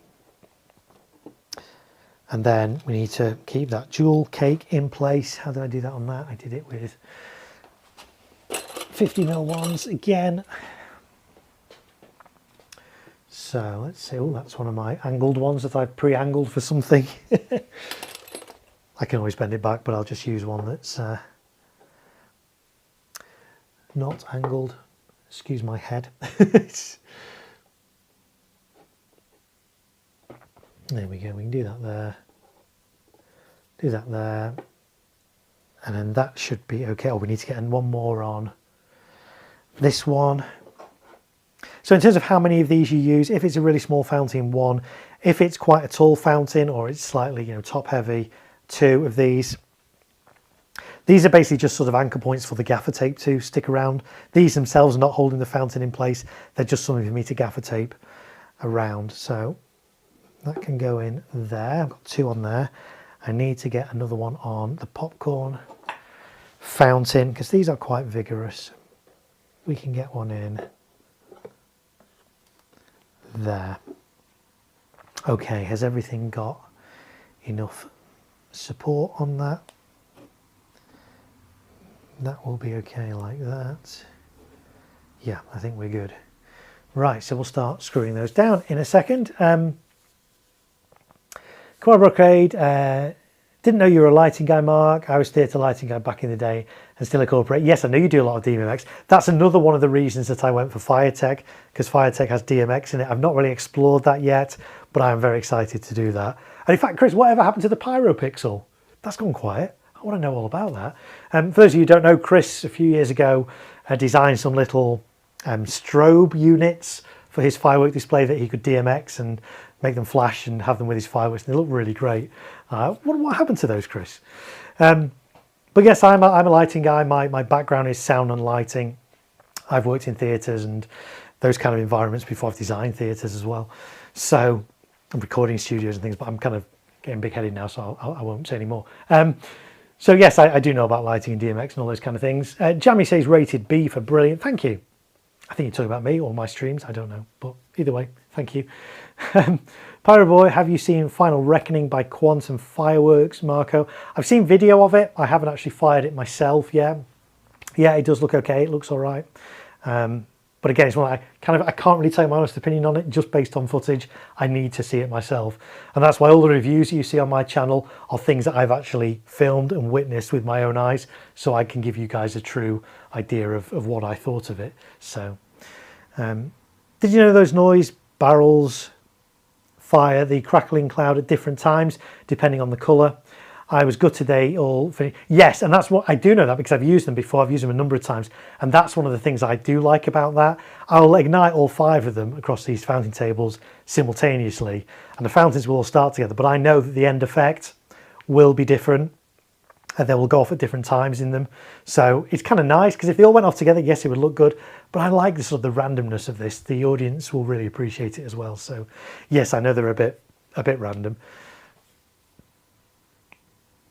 Grimsby Pyro says that Neon King by Funky is going to be my finale with a Gold Bomber and a couple of Alpha 1 rockets. Wow, that's going to be a nice finale there, Grimsby Pyro. Jamie says, I remember when you only had 1 camera view and 8 Jackie Potatoes. You're getting good at this YouTube malarkey now. Well, yeah, I mean, I enjoy doing it. And I know you guys enjoy it as well. All throughout the year, you guys contacting me saying, oh, when are you going to be live streaming again this year? You're going to be doing some stuff from your garage. You're going to be doing something on Bonfire Night. You're going to be doing something New Year's Eve. You guys are really nice about it. You guys obviously like it because you keep coming back. It's lovely to see some familiar names in the chat, you know, year after year. So because you guys like what I do, I have invested in this channel. You know, I've got a multicam set up now and professional lighting, and we're kind of doing all this kind of good stuff and radio mics, and you know, I'm trying to raise the bar each time with my stream. So yes, I do put a lot of time and effort into this, and hopefully it shows, and hopefully you guys enjoy that. So yes, things have improved on my channel. If you want to support my channel as well, we don't talk about this an awful lot. We only talk about it a couple of times a stream. If you want to help support my channel, there's PayPal. There's a PayPal link in the description. It's Great Marko. No, it's not. It's paypal.me/thegreatmarko. Or you can click the little super chat button next to the chat. And, you know, if you enjoy this and found it fun and entertaining, that's one way you can support my channel. And anything I do get from that goes right back into making this channel even better with new equipment or being able to buy fireworks to review them for you guys and things like that. So, PyroPixels are still in the shed. They worked okay, but needed to be a lot brighter to be effective. Works in principle, though. Yeah, I think you're onto something there, Chris. If you can get them brighter, yeah, I did. When I got my Firetech system with the DMX, I'm thinking, oh, do you know what? Those PyroPixels would work quite well with Firetech, wouldn't they? And I nearly contacted you and said, are you still doing them? But yeah, if, you know, the first iteration, if you work on them, get them brighter, you know, maybe you're onto something there. Copyright it quick. Craig says the PyroPixels look great, Chris. I tripped over them on the forum or somewhere. I'd love to see them and maybe even buy some. Yeah, I think there's potentially interest in these, Chris. If you can perfect them and get them brighter, and, you know, maybe. Who knows? Right, so let's start getting some of these frame ties, these corner ties, screwed down. These brackets have a number of points where you can put screws in. These ones have 2 there and 2 there. These ones have 3. Obviously, you don't screw into your firework for obvious reasons. I don't think I even need to say that, but we screw down into the board and we gaffer tape around the firework. So where did I put my drill? There we go. Here it is. Hopefully it's still charged. Yeah, it looks okay. So we'll start getting some of these in place. That one is a little bit Let's get a slightly straighter one. There we go. Where's I put the screw? So we'll screw this one in here. Oop. I'll try that again.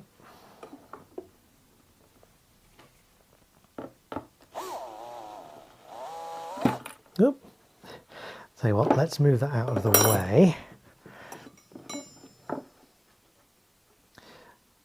And if I push this down a little bit first, start that off, that should go in a little bit easier now. There we go. Great, so that's going to be my support for that one. Just move that out of the way for now. And then I'm going to put in my support for the roughneck fountain. So we'll do one here.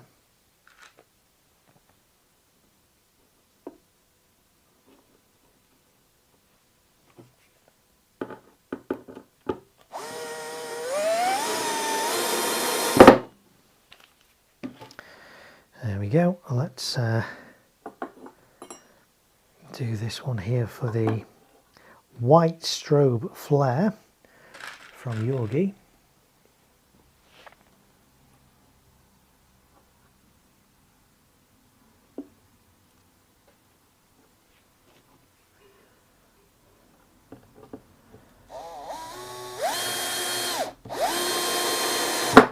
Again, obviously, if you've got the space, you can do bigger boards. You can do. The only reason I'm doing these nice and compact is to make it easy to transport to the site, and because my firing site is quite small. These aren't going to be like hundreds of meters apart. These are going to be maybe 2-3 meters apart, each of these, so not big distances. So I don't want great big boards. I want to try and keep them as small and compact as possible, so that you can distinguish 5 different firing sites rather than them all running into one. So that's why everything's really quite compact on these boards. But I've used this kind of setup, these same boards, for a number of years now, and they do me well. They do the job. They're well used. And each year all I need to do is just take off the frame ties and put them on in the different order depending on what fireworks I'm using year on year. I try and mix things up. Most of these fireworks I didn't use last year. The only one on here that I used last year was the Bengal Fugo Colour Flames. But other than that, everything else on here wasn't used last year. I have used things in the past, like I've used noise barrels in the past. I've used these little pearl cakes in the past. I've used popcorn in the past. Various other bits and bobs. So, but I do like to mix things up, because if you use the same fireworks year on year, yes, you know them, you can become familiar with them, but your audience wants to see something new, something different, something they've not seen before. So that's why I try and mix it up and try and put some new products in as well, which is why we've got like these golden shower fountains in this year, and some other new bits as well. So, but yeah, these boards, I reuse them again and again, and they do really well. So let's get one in here. Again, excuse my head. Did you notice I've had a haircut since the last stream, folks, as well? You may not have noticed. I don't have a lot of hair to start with, do I? To be fair, so oh, that's not a flattering shot, is it? Let's go. There we go. Let's just go to that wall whilst I'm leaning over.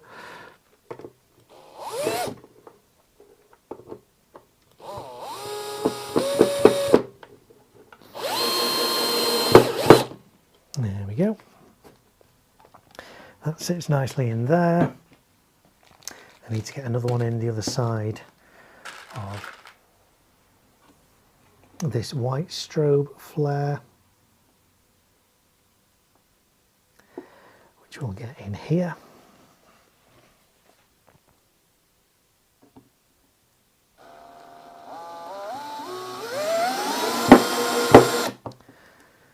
There we go. Okay, pom-poms. We'll get this one screwed in.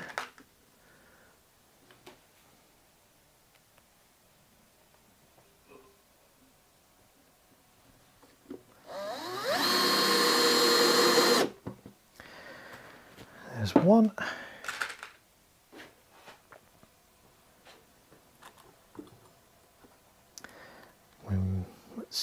these out of the way so that we can get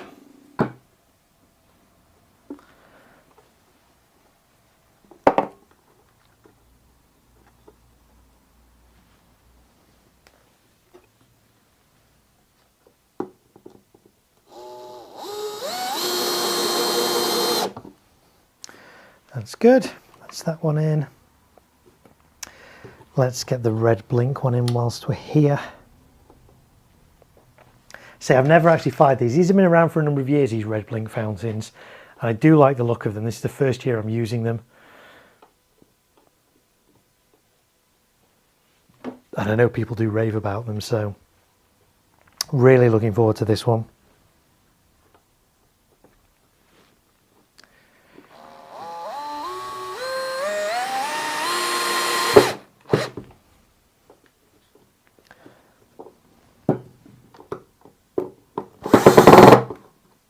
There we go.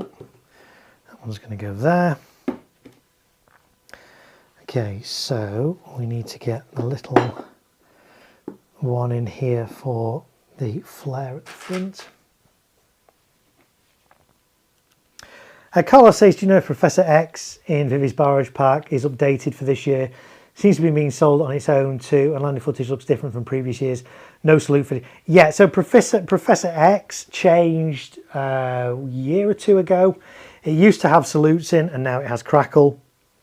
So I don't think it's been updated again this year. I think it's still got crackle rather than the salutes.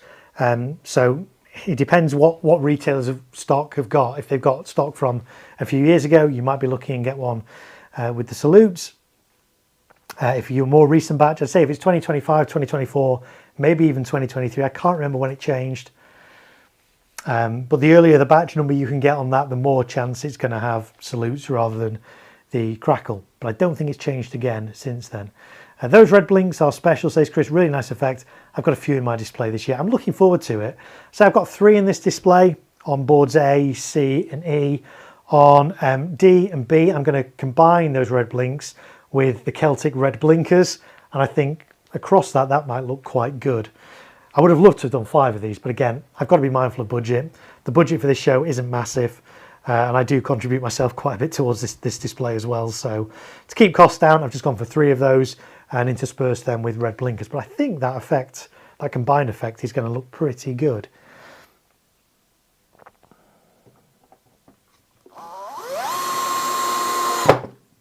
There's that one. And we'll get one in here for the noise barrel.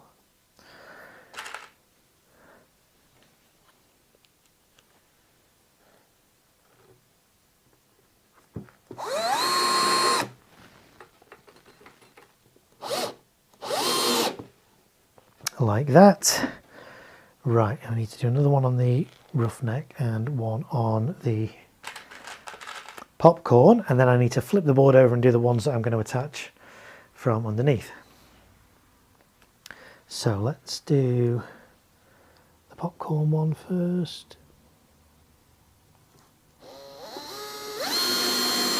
Let's just move the red blink out of the way before I knock it over. There we go, that's good. And then this one needs to move a little bit closer. There we go. Can I just about get in here? Oh, not quite.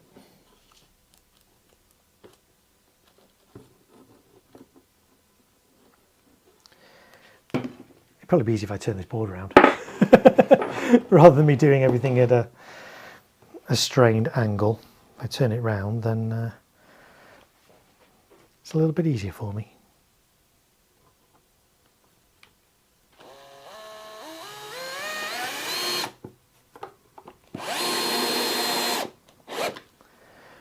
That's good.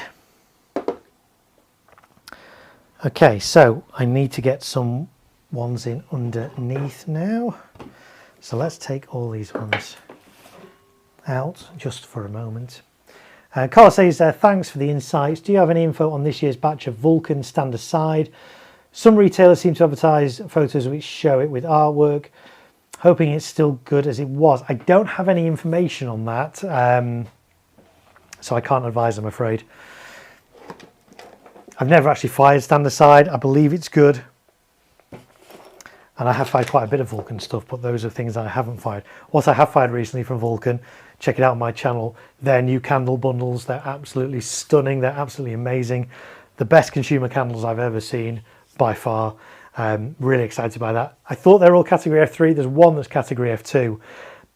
And I only found out about this when I fired these on Friday, that there's an F2 one. And I'm like, oh, should I use it in my display? Because everything in this display is F2, because I've not got the distance to do F3. So everything's F2, and I'm like, oh, should I do it? I haven't planned on it. I do. It's basically the Hummer candle. The Hummer candle from Vulcan is only F2. I'm still humming and hawing, forgive the pun, as to whether or not to include it in this display, because I haven't budgeted for it. I have got a Hummer cake in there, but actually this candle was kind of better, and I'm thinking I might swap it out. And I did actually say on my stream on Saturday that if enough of you super chat, maybe you guys can buy that for the display. You don't have to, but we got some super chats on Saturday, so we're about halfway there to the price of a Vulcan candle. So if we get a few more super chats over the course of these streams over the next week or so, then maybe we'll put a Vulcan candle in this display as well, which would be nice. So maybe even two. Let's see how many super chats we get. Right. Okay, so I need to put some underneath. So we'll flip this board over. I want to do one here. Why am I doing these underneath? I'm sure is a question some of you are not asking. I could do them on top. I basically want to have a frame tie. Let's go back to the overhead. There we go. I want to do a frame tie here. And that's going to be the two for we've got one there and one here to support the popcorn fountain. I could do it there. There's no reason I can't. But if I do that, because this is going to be slightly raised, it means this isn't going to be perfectly flush against the wooden board. And I'd like this to be flush against the board. So the way round it is to affix this underneath like that. And that way, yes, okay, I've not got quite the same height on here, but I've got enough to be able to support this in gaffer tape around it while still keeping a flat base. So if you see me doing things underneath as opposed to on top, that's why I do it.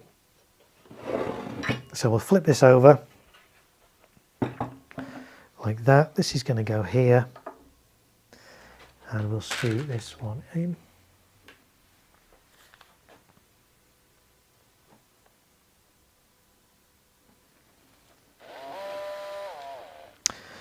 If I can get the screw straight.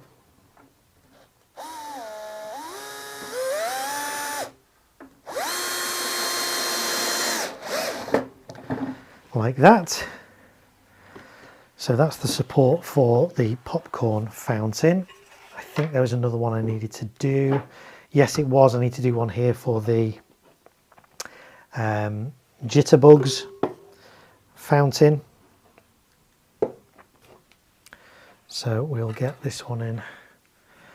Let's just work out where that was going to go. That was going to go there. Doesn't have to be exactly central, but so we'll just get this one screwed in here.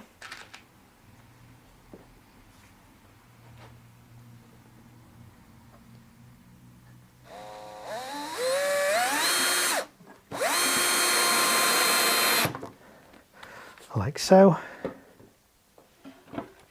And those are all my supports for this fountain board. I know it looks kind of quite interesting, doesn't it? But let's get this the right way round. So the arrow faces towards the audience. And then let's start getting these fireworks in position. So as I said, I use this really strong double-sided tape on the bottom of the bigger ones just to prevent any lateral movement. On its own, it won't support the firework, but it just helps it from slipping. What I do also need to do is bend this frame tie a little bit because this isn't straight, it's got angled sides. So I need to just bend this one back a little bit. These bend quite easily, which is nice. So you can adjust them. That's a better angle. I actually need to bend this one in a little bit. That's pretty good. So on the base of here, I'm going to put some of my 3M industrial strength double-sided tape like that.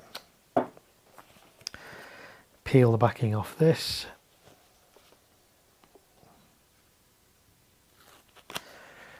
like so, and then we'll sit this in place like that. That's pretty good. And we will get some gaffer tape, and we'll gaffer tape around this. Come on, Brocade. Chris says, I nicked your speaker stands idea for some single shot tables with fountains. Only 3 this year, but maybe 5 next year. Yeah, the number of people that ever since they've seen these speaker stands on my stream, like, what a great idea. And folks, it is a really good idea. These speaker stands, they're really inexpensive. They cost like less than 20 quid each. They're really solid. They're really strong. They're lightweight if you get the aluminium ones. Don't get the steel ones because they weigh an absolute ton. You don't need them. Get the aluminium ones. I think I put a link to actually in the description where you can get these from. Really cheap. Really, they're adjustable heights. So they have these little, let me unscrew this a bit. They have these pins in, so you can actually lock it in at different heights. If you can see that, there's a hole there and a hole there. So you can kind of lock this in at different heights. And because it's got a tripod base, really, really stable. You can also, what I do, because these are going to be at different heights on my display, the one in the middle is going to be quite high. It's going to be about 1.82 meters. Admittedly, there's not a lot of weight on it, but there are going to be some tall fountains. What I will do as well is just put some sandbags over the angled, how can I describe what they are? The cross braces, if you like, on the tripod. Let me see if I can show you. So let's see if there's a space for me to open this up here. There's probably not. Well, maybe there is. So, without hitting things. So yeah, so I'd lock it in like that and put sandbags over there just to give it a bit of extra weight. I mean, these won't topple over because the footprint, they're so wide on these. But just as a bit of extra, it's not going to do any harm, just to put some filled sandbags just over those supports, just weigh it down a little bit. And what I will suggest as well, here's another little tip with these. With the tripod legs, always get them. Let's see, let me open this up a little bit. Let's imagine this was open fully. Always have a leg pointing towards the audience. Why? Okay, if this was to topple over, the only way it could topple would be that way, this way, or that way. It couldn't topple towards one of the legs. Okay, so by putting that leg facing your audience, if this was to topple, it could only topple that way, or that way. It can't fall forward towards your audience. So don't orientate it that way against your audience, orientate it with one leg towards your audience. There's a little tip for you guys as well, just to be extra safe. And that way, if it does fall over, which, you know, it shouldn't do, but if it did, it falls away from your audience rather than towards them. Oh, we've got some super chats. I've missed it. I've been rabbiting on about speaker stands, and we've got some super chats. So let's read these out. Carlos says that Happy Vulcan is making a comeback. Great product, $1.99. Thank you, Carlos. I appreciate that. Yes, there are some nice products from Vulcan. They're kind of flying a little bit under the radar. They've been around for years, Vulcan, mainly for professional stuff. In terms of consumer stuff, yeah, they've been around a few years, but kind of flying under the radar. But the past couple of years, they've brought out some really good products. Admittedly, quite small, novel products, like these Bengal Fugo Flames. Really like them. Like those fountain assortments we talked about at the top of the stream. Really nice products. The candle bundles they brought in this year, absolutely stunning, phenomenal. So yeah, Vulcan are kind of making a bit of a comeback. They're making inroads.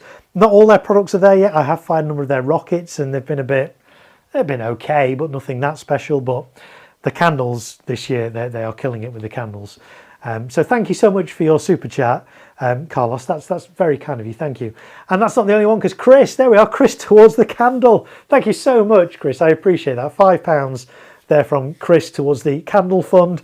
We're nearly there now, I think, folks, to be able to get a candle for this display. So watch this space. But guys, thank you so much, Carlos and Chris. You didn't have to do that, but that's very kind of you. Thank you so much for your support. Okay, so what were we? I've lost track of what we were doing. We were talking about speaker stands. We'd finished talking about that. We were attaching the popcorn fountain. That's right. So yeah, say speaker stands. I love that a lot of you are kind of finding ideas and tips from these streams and translating them to your own shows and stuff. I really like that. So. But yes, fountains, raising fountains off the ground, however you do it, is a really good thing to do. and speaker stands are one of the best ways I've found of doing it. The other way you can do it is using lighting stands. I mean, you know, Chris is a lighting man as well, so you can use lighting stands because lighting stands do go higher than speaker stands. So that's another way to do it.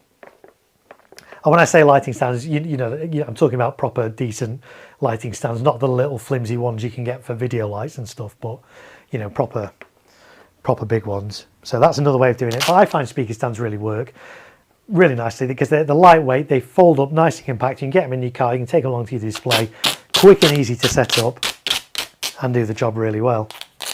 And I say there is a link to speaker stands. If you're interested in getting speaker stands, you'll find a link to that in the description of this stream.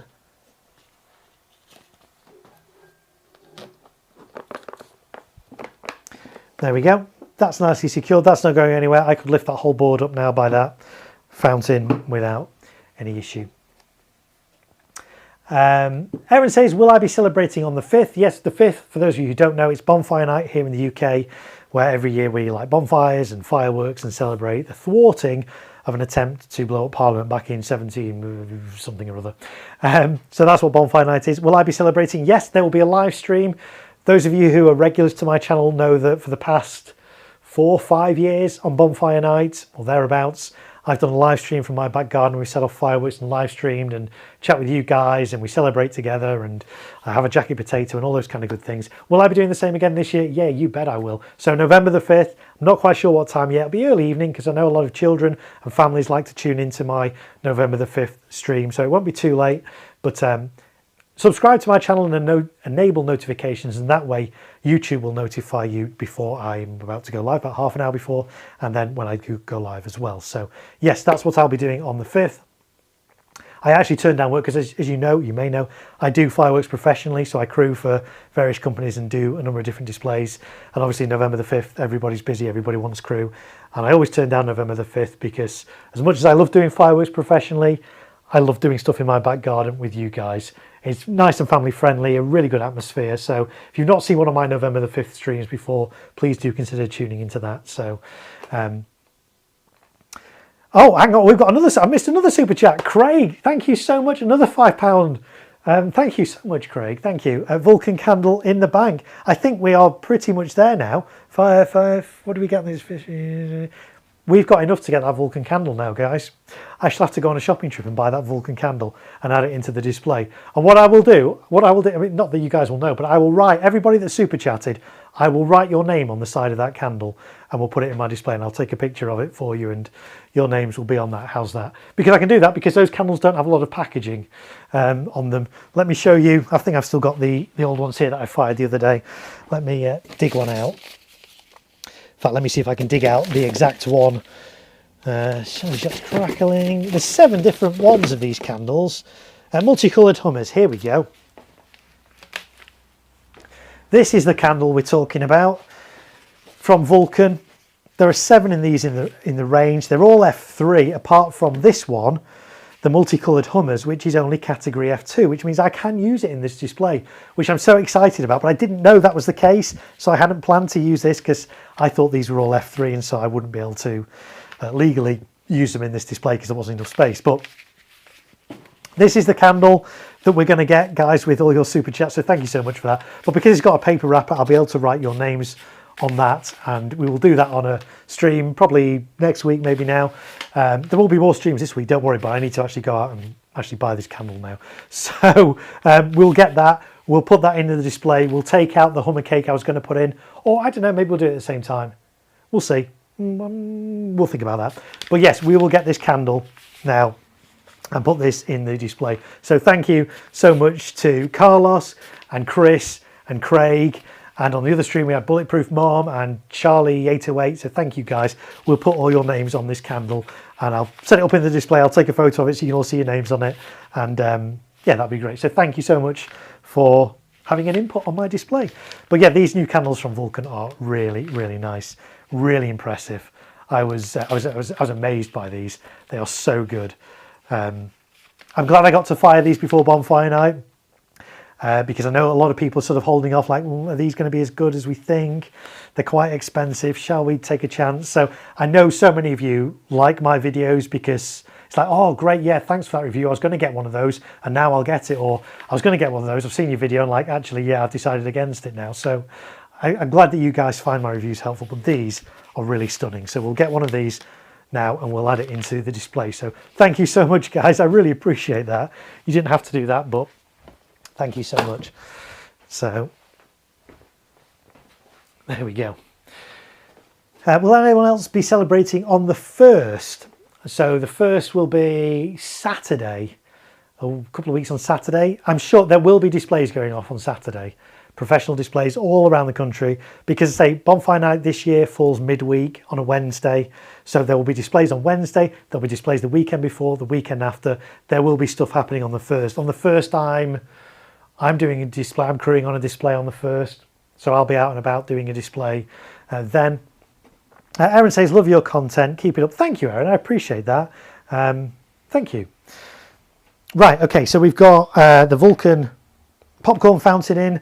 Now let's get in, what should we get in next? Let's get Roughneck in here next between these two. Oh, let's get some tape on the bottom of this first. Do a strip of this on here. I just like to, you can't have too much support on a fountain. Is this a bit of overkill putting this on? Yeah, maybe. Does it do an awful lot? It does a bit. It's not going to do any harm to have this on.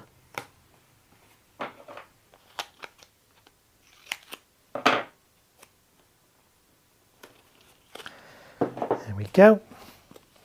So I need to peel these bits off. This is always the tricky bit, trying to peel the actual backing off. There we go, it's coming.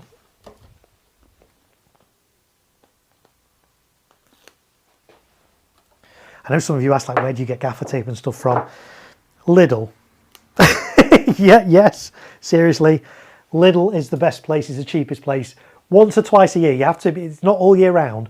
Once or twice a year in the middle of Lidl, the middle aisle, they do rolls, 50-metre rolls of 3M, which is good quality stuff. Gaffer tape for like £2.50. Incredible value. You won't find it that cheaper elsewhere unless you're buying, a box of 100 rolls or something. You might get it that cheap. But so yeah, every year I make a trip to Aldi, not Aldi, Lidl. I go to Aldi as well, but Lidl is where I get this from. A couple of times a year I stock up on a number of rolls and it's great. They also do, again, if you look out for it, they do the other tape. So they do the double-sided tape as well. They do the aluminium tape as well. So they do all kinds of stuff, but it's not there all the time. You've got to kind of keep your eye out for when it's available. But it's usually twice a year. We probably won't get it again before Bonfire Night. It's usually around kind of August, September time. And then usually, like in the spring. So, but if you ever happen to be in Lidl and see it, it's good value, buy it, get your stock up on it. Sometimes some Lidls do put limits on how many rolls you can buy at once. I don't think I've ever hit those limits, but I have come out with like a dozen or so rolls before and got some strange looks, but been allowed to buy them. So there you go. It's always worth getting good quality gaffer tape. 3M stuff's good. You can get gaffer tape, cheap gaffer tape, and it kind of rips and tears and it's not great. This works really well. So there's the Roughneck one. See, that's already pretty well in, even without any gaffer tape around it.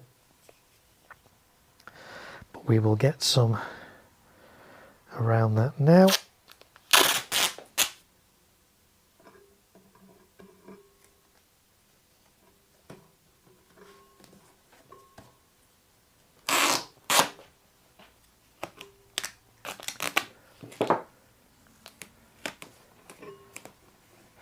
Oh, we've got some more new people in the chat. Distorted Encounter. I have two shows, 1st and the 8th. Yes, I'm crewing on the 1st and the 8th as well. They're going to be popular days for displays for sure. SP Fireworks is here. Great content. I have to do my display on New Year. Yep, Heather Springer is here. Hello, Heather. Good evening to you. I hope you're well this Monday afternoon where you are. Distorted Encounter, New Year for me is easy. Dump cakes galore. Yeah, dump cakes and compounds and things like that are quite popular on New Year's Eve. People don't want to mess around with fiddly little fountains. They want one fuse you can light and you've got a whole display. And also, of course, on New Year's Eve, most people just want a really short display, 2, 3, 4, 5 minutes maybe, not a whole 15-20 minute display. So yeah, dump cakes, compounds, big cakes, they're all really popular on New Year's Eve. I'll be doing something New Year's Eve from my back garden live, as we see in 2026, as I've done for the past few years. I'm not quite sure what fireworks we're going to use in that yet. We shall see, but it will be good, so tune in for that. SP, are you making any fan cakes on the board or straight firing cakes? So some of my cakes are going to be fanned. We're going to look at that in another stream. So I'm live streaming like the whole prep. So we're going to do the fountain tables we're doing tonight. On another stream, we're going to look at candles because I'm going to be fanning some candles. And then we're going to look at cakes. I've got quite a lot of cakes. And yes, some of those are going to be fanned or angled and things. So we'll talk about those and things on another stream. So stay tuned for those. So yes, there will be some fanned effects. I'm a big fan of doing fan stuff. It's very easy to do everything straight.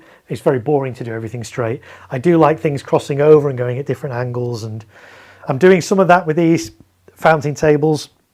If you watch my stream on Saturday, we angled these golden shower fountains from Celtic at 20 degrees. So there's going to be 2 at 20 degrees going one way. There's going to be 2 at 20 degrees another way. We've also angled these Alleluia candles. There's going to be 5 of those. The straight one in the middle is going to be straight, and then the ones either side are going to be at 10 degrees, and then the ones further out are going to be at 20 degrees, and they're all going to go off together, so they're going to be nicely fanned as well. So yeah, some fan effects, some straight firing. I like to mix it up, having different firing patterns, having different layers, so fountains and then things high in the sky at the same time. There's going to be some things on ground level as well, so lots of different layers, lots of different effects, lots of different width, lots of different shapes and firing patterns. Mix it all up, and audiences like that. Are you remote firing or hand firing? I'm remote firing. I'm using my FireTech firing system. So on the back of these fountain tables that I'm building, 5 of which are going to be on speaker stands, on the back is a FireTech rail, which is 16 channels. So I can connect 16 cues, 16 individual fireworks. You can connect multiple fireworks to each channel if you want them to go off together, but I can do like 16 separate events, if you like, in my show script on here. So one of those on the back of there means that I can connect all my igniters from my fountains straight to the board, and then this board with all the fireworks on can be transported as it is. I get to the display site, sit it on the stand, connect in an RJ45 network cable to my modules, do all the testing and things, and it's good to go. So yes, I'm electronically firing. To hand fire a show with multiple firing sites, I say there's 5 firing sites across the front of this display. They're not that far apart, 2 or 3 meters maybe. To hand fire something like that, you need quite a lot of people following a firing order and working in synchronicity and hand firing. It just becomes quite complicated. It's a lot safer to electronically fire because you can be really far away from your fireworks. The FireTech firing system actually claims, I need to test this one day, you can be 1.5 kilometers away from your fireworks with the remote control and still fire your display. I haven't tested that. I did test it as far as about 500 meters, so half a kilometer, and I was able to do it. But again, that was with the modules upstairs on a window ledge and me in my car seeing how far I could drive and still get a signal. I was able to get 500 meters away. So I think line of sight without any buildings and trees and obstacles in the way, you might get a kilometer. Say it's stated as being 1.5 kilometers. So, you know, you could be 1.5 kilometers away and set all your fireworks off. So that's got to be safer than hand lighting, right? And actually, one of the good things about FireTech is you can get a GPS module for it. So you can actually program your script, upload your script, and set it to fire at a certain time. So if you're doing something on New Year's Eve, you could set it to automatically fire at midnight. Because it's all GPS, it's all synchronized down to like, you know, 100th of a tenth of a millisecond or whatever it is. So you could have your firework display all automatically go off at midnight if you want. So yeah, so I'm electronically firing this, but it's not going to be GPS, and I'm not going to be 1.5 kilometers away, because, you know, you want to be a safe distance, but you still need to have visibility of your fireworks. If I was to fire a display from 1.5 kilometers away, how would I know if everything's firing okay, if anything's fallen over, or, you know, I need to take something out or stop the show? So even though you've got that ability to do it 1.5 kilometers away, I'm not going to be 1.5 kilometers away. I'm going to be more than 8 meters away for sure, but it's going to be less than 1.5 kilometers. Some mad random person is here. Hello, some mad random person. I love that name. Welcome back. I remember you from my previous streams. How can you forget a name like that? So welcome back, some mad random person. I love saying on some mad random persons here. I might just popping in for a bath, okay, but I'll still watch along on the tablet. Hope I've not missed your stream. This is the second stream of this series. We did a 4-hour stream on Saturday. We've been going now nearly 2 hours, coming up to 1 hour 50 on this stream. We'll go for another couple of hours again tonight till about midnight. So yeah, thanks for watching me in your bath. Why not? Carlos says, what are the most popular firing systems used by UK display companies? Is Fire One still used by many? Fire One is still used. I wouldn't say it's top three. I think the top three that are used by firework display companies in the UK are Fire by Wire by MLE, Cobra and Firetech. I'd say they're the top three. Fire One maybe fourth, but certainly the top three are Cobra, in no particular order, Cobra, Firetech and Fire by Wire. Those are the top three, I think, in the UK.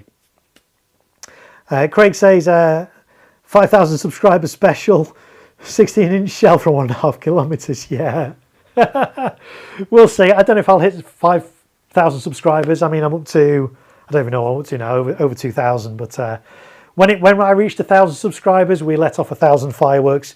Don't get excited. They were only little missile cake fireworks. It wasn't that impressive. And I'm still finding the little pen lids all over my grass like 2-3 years later. So, but maybe we'll do something special for 5K. Maybe we'll do something special for 10K. We'll see. We will definitely do something special when we hit those milestones, I'm sure. And it will involve fireworks.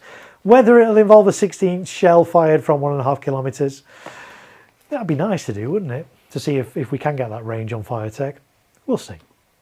There we go. Right, okay, so we've managed to get 2 fireworks attached so far.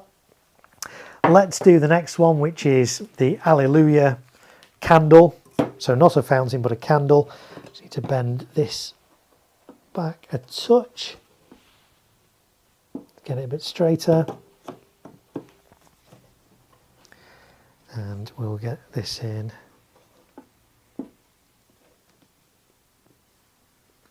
Actually, what I might need to do, because that's not particularly...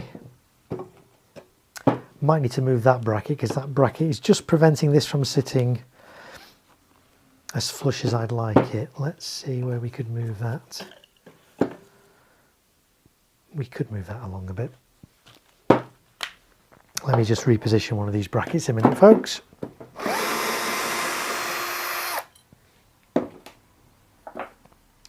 This one's for the white strobe. Let's see if we can maybe get this one a little bit more.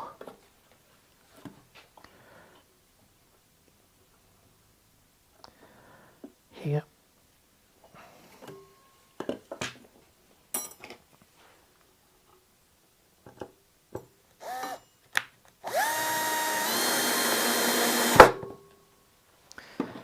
Just to give a bit more space for that. That's sitting better now on there. I think it's actually a little bit uneven on here. Yes, it is a little bit. That's why it's not sitting very good, because even, let's see if you can see. This still isn't very, you can't really see it. You can't really see it on the camera there. It's not quite flat. It's a slight, it's sloping down this way a little bit. This, yeah, you can't really see it. So I perhaps just need to, see if I got a little... I was cutting some stakes up today, so to get the angle pointedness on the stakes, let me show you what stakes are for those of you who don't know. So stakes are what I use to secure cakes and things like that. There's a stake. I don't buy them in this length. They come in like 1.2 meter lengths, and I chop them down to like 40 centimeter lengths. But of course, in doing so, I then need to saw a bit of a point in.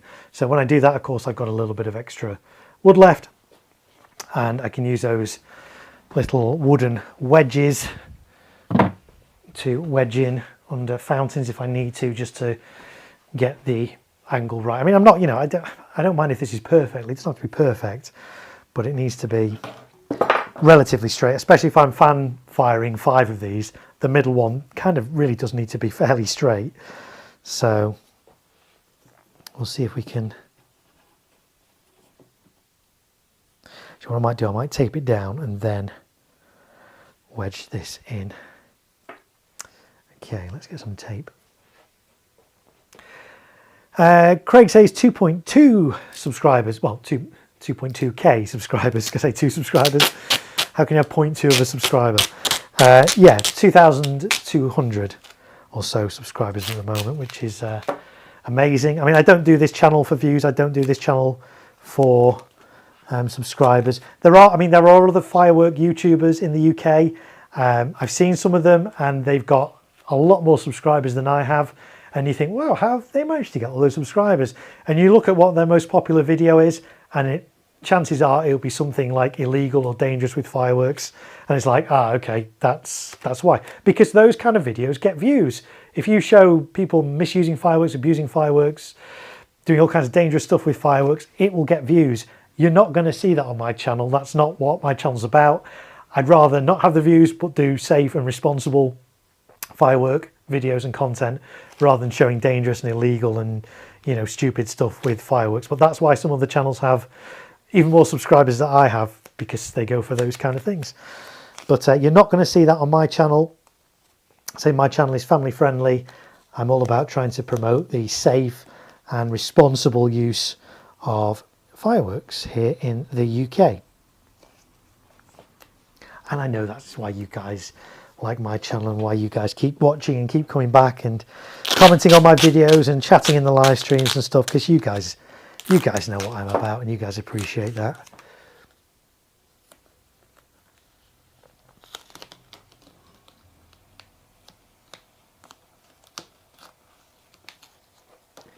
Actually, that's ended up relatively straight now that I've gaffer taped that. Yeah, that's not bad. Don't think I need to put a wedge under there at the moment. That's good. That's okay. Okay, so what we're going to do next, maybe we'll do pom-poms next. So I'll get some tape on the bottom of this one. Oh, I just did a firework go off. It's still going off. You won't be able to hear it because, of course, my mic's only picking up me.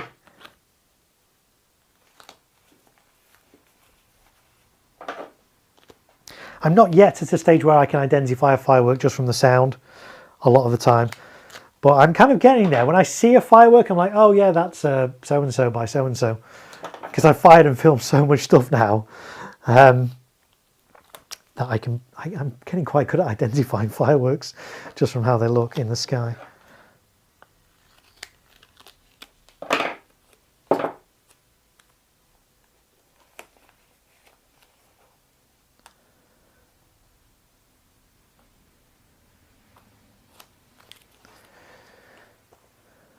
So pom-poms fountain from Jonathan's. I fired this last year, I think, so you'll find a review and landing footage of this on my channel if you search pom-poms, or even if you search Jonathan's fireworks. I've been trying to do some playlists on YouTube, so I've done like there'll be a Jonathan's fireworks playlist and a Celtic's fireworks playlist and a Vulcan playlist and a Vivid playlist and stuff of all the products I film and review for those different brands. I've done a playlist for them just to make it a bit easier for you guys to find them. Right, pom-poms. It's going to fit nice and snugly in the centre there. And then we'll try and endeavour to get some gaffer tape around those as well. Mark Guitar is here. Hello, Mark. Diwali in full swing in South London. Some really smoky, cheapo ones and some decent pyro too. Yes. I think that's the same anyway. You know, I see a lot of fireworks go off and you're like, oh, yeah, that's not very good quality, is it? And you see other stuff and you're like, wow, that's amazing. Where did you get that from?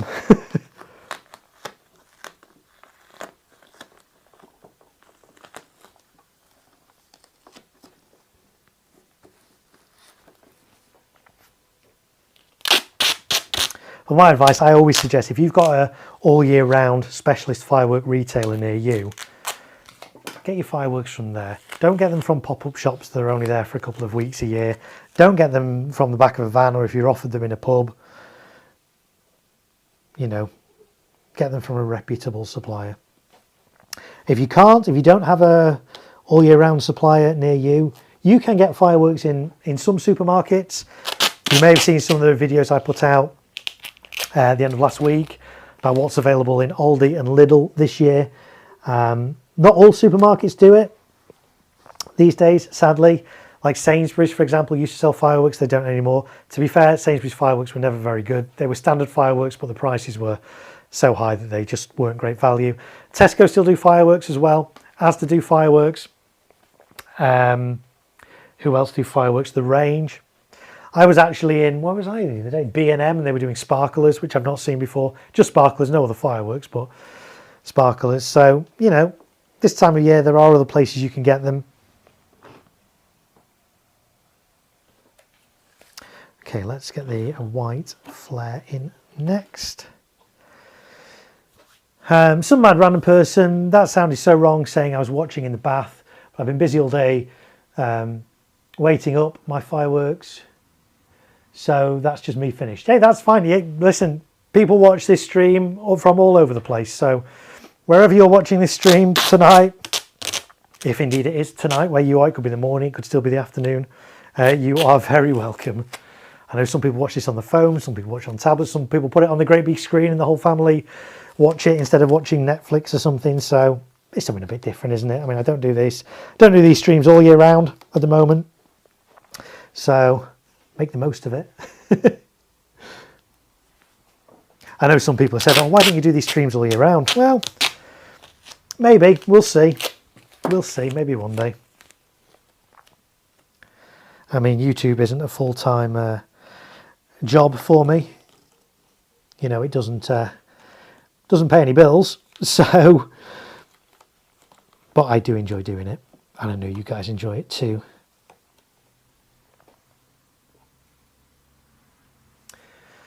Delivery is cheap. Yeah, so firework delivery can range quite a lot. If you've got a local specialist retailer, usually local ones will deliver in the local area for free or, you know, very cheaply. Others that offer national delivery, because it's explosives, that can be quite expensive unless you spend over a certain amount. You know, I've seen some retailers where it'll cost you an extra £30 to have your fireworks delivered. In fact, for my gender reveal display that I did a month or so back, I needed one particular firework from one particular retailer. And because I was only buying that one firework from them, I had to spend 30 quid on delivery for one firework. So not the best value firework. I mean, it's a great firework, but not the best value. So some places you have to spend a minimum amount. It could be £200, £250, £300, upwards of that in order to get free delivery. So it's not cheap. But then, you know, they're transporting explosives. So some retailers will use their own delivery people as well to keep the costs down. Others will use specialist couriers to deliver fireworks. But yeah, if you're only buying a few fireworks and you don't live near a specialist retailer, sometimes delivery costs can be prohibitive to letting you get some good fireworks. So delivery is not always cheap. Speaking of Asda and Tesco, etc., what's the best value for money selection box you would say you can get from a supermarket? I forgot to pick one up when I was at Neil's in Blackpool.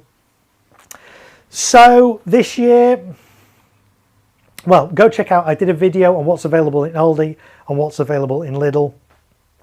Out of those two, the best selection box I think you can get value for money wise, out of those two retailers, I would suggest is the Magnetism selection box, which is Lidl. I think it's about £16.99.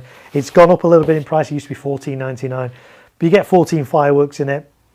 It's not bad. I fired that last year. In fact, you'll actually find an unboxing and review of this very box on my channel as well, if you want to find out more about that. So that would probably be my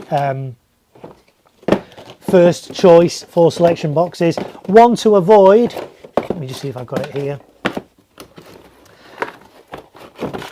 I would say avoid this one. This one's available in Lidl.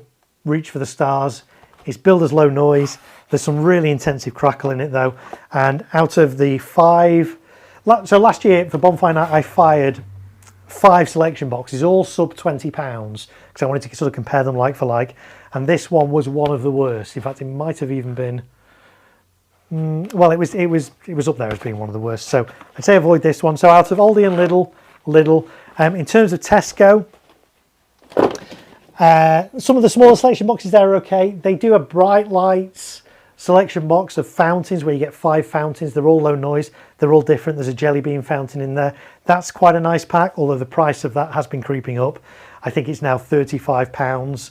It used to be 25. It's now 35 in Tesco, but I think it's on a 2-for-1 sort of deal. So you can buy 2 boxes for £70. No, hang on, that can't be right, because that would be £35 each. It might be 2 for £60, let's say. I don't know, but that's not bad. But again, not as good value as it was. That same pack is available from other retailers under different names, but it's exactly the same pack. I've heard it called Serene in one retailer, but it's the same thing. But that's quite a nice little pick there from Tesco. But really, if you've got a specialist retailer, you will be able to get a much better selection box from them. A couple of the other ones that I did actually like last year that I managed to find from local retailers, the Skycraft, the Bonfire Deluxe box. In fact, let's show it on this camera. Didn't really know what to expect. I mean, I've used a few Skycrafter cakes and stuff in the past and some candles. Never fired a selection box. That was reasonable. That was okay. I was actually quite impressed. If you can get your hands on the Evolution boxes. This is the old branding, because Evolution fireworks are now called Evo Pyrotechnics, so there's slightly different branding, which is a shame because I like this branding. I fired their big Neptune box a couple of years ago. I was impressed with that. This was their smallest one, Pluto, 10 fireworks, but actually they were really nice.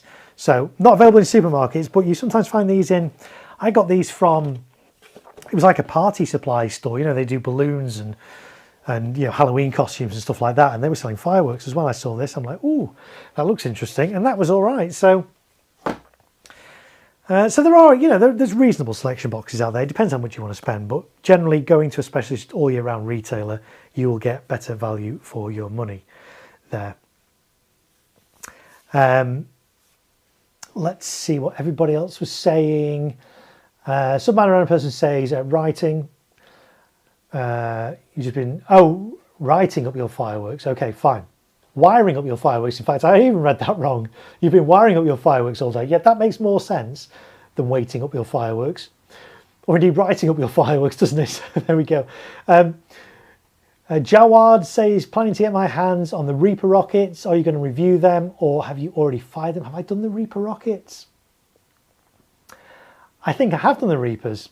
The Vivid Pyrotechnic ones. I've done a number of them. I lose track of so much stuff. I lose track. Search my channel and see if I've done one of Reapers. I think I have. I've certainly done the Hellfires. I've done a couple of their new packs this year that I've not been able to release yet because there's been some issues with them. Hopefully I'll get that footage up very soon, but they didn't perform as expected. So I've gone back to Vivid on those, and I'm waiting to hear back from those. So we'll see what happens on that. But I think Reapers is one of the ones I've done. But check out my channel, and if it's there, it's there. Craig says, I've got Kimbolton bronze selection box to try it one night. Do you know what? I think I've got one of those. I may even be firing that on Bonfire Night. We'll see. But yeah, the old Kimbolton boxes are pretty decent. Jawad says, appreciate it. I've heard a lot of mixed reviews, but wanted to try something new this year. Well, I say check out my channel. I've got loads of reviews of lots of different fireworks, including lots of different rockets and rocket packs. That'll hopefully give you some ideas of what to go for and what to potentially avoid. Chris is going to tap out. Got work at 5:30. Oh, that's an early start, Chris. Listen, thank you so much for being here. I appreciate it. Thank you so much for your generous super chat earlier. It means a great deal. So thank you for that, Chris. I do appreciate that. And thanks for being here. And maybe I'll see you on the next stream. But I hope you get a good night's sleep. And 5:30 in the morning. I know what that time's like because I've got a 4-year-old daughter, so I regularly see 5:30 in the morning as well. But not for work. But there you go. But have a great rest of your evening, Chris, anyway, and says thanks for the entertainment, Mark. Thank you, Chris. Thanks for being here. Some bad random person says, yeah, I think Evolution have the best selection boxes for a wee while now. I'm in Glasgow, so not really any near me. And that aren't ripping the hole out. Yeah, and I think as well, I've heard, obviously, that the rules now in Scotland for fireworks selling is even more restrictive than the rest of the UK, which I feel sorry for you guys for. But I think like even Aldi this year are not selling fireworks in Scotland, I think. Maybe you'll be able to tell me if that's right. But yeah, I know there are more restrictions over there and limits on what you can get, which is a shame. Yeah, there we go. Right, okay, so next firework. What should we get on next? Let's get the little Jitterbugs one. This is a little £2 fountain, but actually it performed quite well from the video I saw. Not got a massive hype, but firing 5 of these simultaneously across the front of my display, I think it's going to look reasonable. So we'll get this one in here. Oh, we'll put a little bit of the old double-sided tape on the bottom, like that.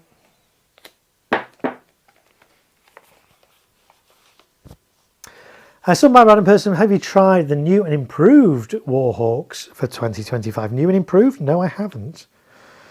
I mean, there's so many different Hawk-style rockets, aren't there now? I've fired various different ones. But the new improved, are they, for 2025? Okay. In what way are they improved? Because I'm guessing they've still got the same powder weight, 68 grams or whatever it is. Is it different effects maybe this year? I don't know, everyone's got a Hawk-style rocket these days.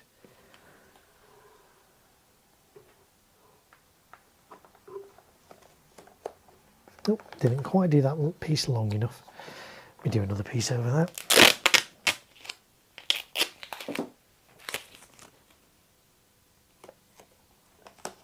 So if you don't have gaffer tape, duct tape, what else can you use? You can use parcel tape, you know, the brown packaging tape. I tend not to use that for securing fireworks. I do use that on fireworks, but not for securing them because it melts really easily. This stuff will eventually melt, but for the amount of, you know, the duration of these fireworks, it's not going to be enough to melt through gaffer tape. Parcel tape, yeah, I do use that. I use it on cakes because I e-match cakes, which I won't really show you on stream because it's quite a specialist thing. But when before I put an e-match in, I will cover up the hole with parcel tape. So that's where I use parcel tape, in case you're wondering. Okay, right, the red blink fountain is going here. Let's put a little bit of tape on that. In fact, let's just bend this back just a touch. That's better.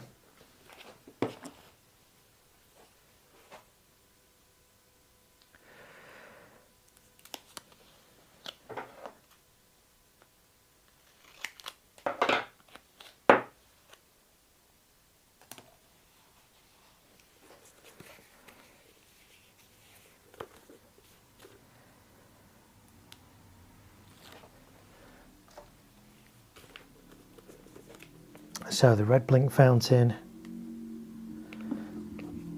is going there. I still need to bend this back a bit more. It's forcing it.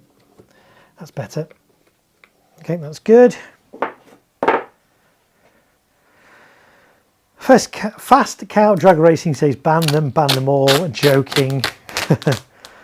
There are some people, you know, that do want fireworks banned, and you know, everybody's entitled to their opinion, you know, and that's fine. But then a lot of us do enjoy fireworks and, you know, enjoy them responsibly and safely. People that misuse them and are antisocial with them, then, you know, they do give fireworks a bad name. But fireworks, if used safely and responsibly, can be really enjoyable. And that's why, you know, we have these big professional displays all over the country and these big firework competitions, and the tickets go like hotcakes. People love seeing displays. People of all ages, old people, young people, families, young kids. My daughter, she's 4.5, she loves fireworks. You know, but I know not everyone does, and that's fine. I'm not trying to convince everybody to love fireworks. That's not what my channel's about. I know not everybody loves fireworks, and that's fine. You're welcome to watch even if you don't like fireworks. But you know, some of us do really like fireworks, and we would hate to see the responsible use of them banned. I mean, really, if anything, the laws around fireworks at the moment are already quite tight, and around the irresponsible use of fireworks, they're just not really enforced and policed. Like, for example, it's illegal to set off fireworks after 11 o'clock on most nights of the year. There's a few exceptions, but on most nights of the year, you can't let off fireworks legally after 11 o'clock. And yet I sometimes hear them going off at midnight, 1 a.m. And of course, people are quite rightly upset that fireworks are going off right next door to them at that time of night. But again, it's not enforced, is it? So if you go out and set off a firework at midnight, 1 a.m., you know, what's going to happen? So, Fast Cow Drag Racing says, I love the red blink. Yes, so many people have said, oh, it's such a great fountain. I love it. It's the best fountain ever. I'm really excited to see it. It's the first time I've actually fired it. Obviously, I've seen footage of it, but I'm really excited to be firing 3 of those in this display this year. Should be good. Right, I'm not going to stick this cake down yet. I'm just going to put it in place. In fact, I'll put a little bit of tape on the underside as well. Why am I not sticking this one down just yet? Well, this isn't a fountain. This is a cake or a barrage, even though it's only a small one. And whereas fountains and candles, the fuses are on the tops, generally speaking, cakes, the fountains are usually on the bottom, or actually on the side. Sometimes you get a fuse on the top, but it'll run down the side. So the fuse is on this one, the fuse is on the top, but it actually runs down the side of the cake and goes in here. If I gaffer tape around that, I'm not going to be able to access that entry point, which is what I'm going to want to do. So for now, I'm just going to place that there, but not actually attach that. Then we need to attach our colour flame like that. These are the Bengal Fugo Mix flames from Vulcan. Really nice, really inexpensive. Some retailers have these on buy one, get one free. They're really good value. You get 5 in a pack, all different colours, 5 different colours, and they each last a minute. So not particularly big, don't expect a giant, great big flame out of here. It's only a small flame, maybe an inch or two, but really, bright and colourful. And so 5 of these across my display, all doing different colours, is going to be a nice little part in my display.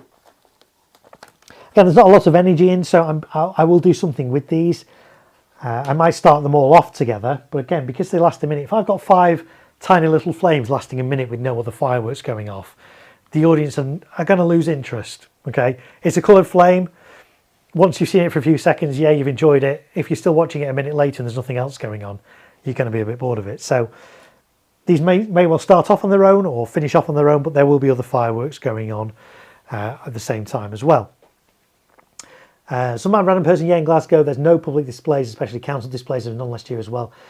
To be fair, I think that's the case in a lot of the UK. Where I am in Greater Manchester, pre-COVID, the council did put on big displays, 2 big displays, one in North Manchester at Heaton Park, one in South Manchester in Wythenshawe Park. Every year they did that, and they were big events. Obviously, when COVID happened, they couldn't do that, and that was fine.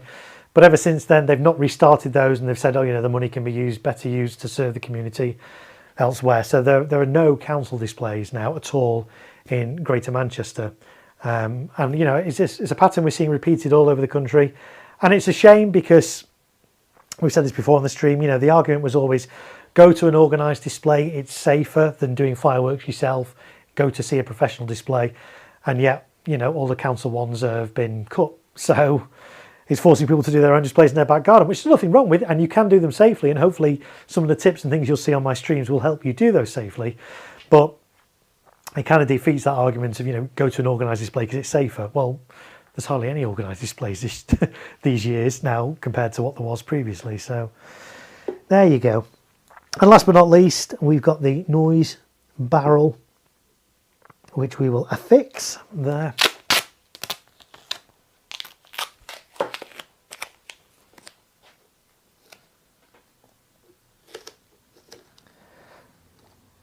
That's going to go around here like so. Appreciate you're seeing my head again. It's not my best angle, but hey, it gives you guys a view of actually what I'm doing, which is an improvement from my streams last year where I just had one camera and you had to kind of almost use your imagination as to what I was doing on these fountain boards. Now you can actually see on a split screen. Let's have a look. Some of my random person. I have mates that burst my chops off to see rockets because I have loads and I refuse to do it. Fireworks ain't cheap, yes. Rockets, and to be fair, I don't like rockets. Generally speaking, I don't like rockets. I don't use rockets in my displays. It's very rare that you'll see a professional display that uses rockets because they can be so erratic. They can be safe, but you can never predict exactly where they're going to go or where the rocket stick's going to fall, and they're more hassle than they're worth. But there are some nice rockets out there, some big rockets. I know lots of people do really like rockets on New Year's Eve as well. In fact, a couple of years ago on New Year's Eve, for my display, Singing Midnight, I let off a volley of like 60 rockets, great big rockets, small rockets, everything. 60 of them went off in the space of like a minute. It was epic. But generally speaking, I don't really like to do rockets. I do rockets. There's lots of rocket reviews on my channel because I do get given ones to do footage for and review and things like that. So I do them. But yeah, I'm not personally a massive big fan of rockets.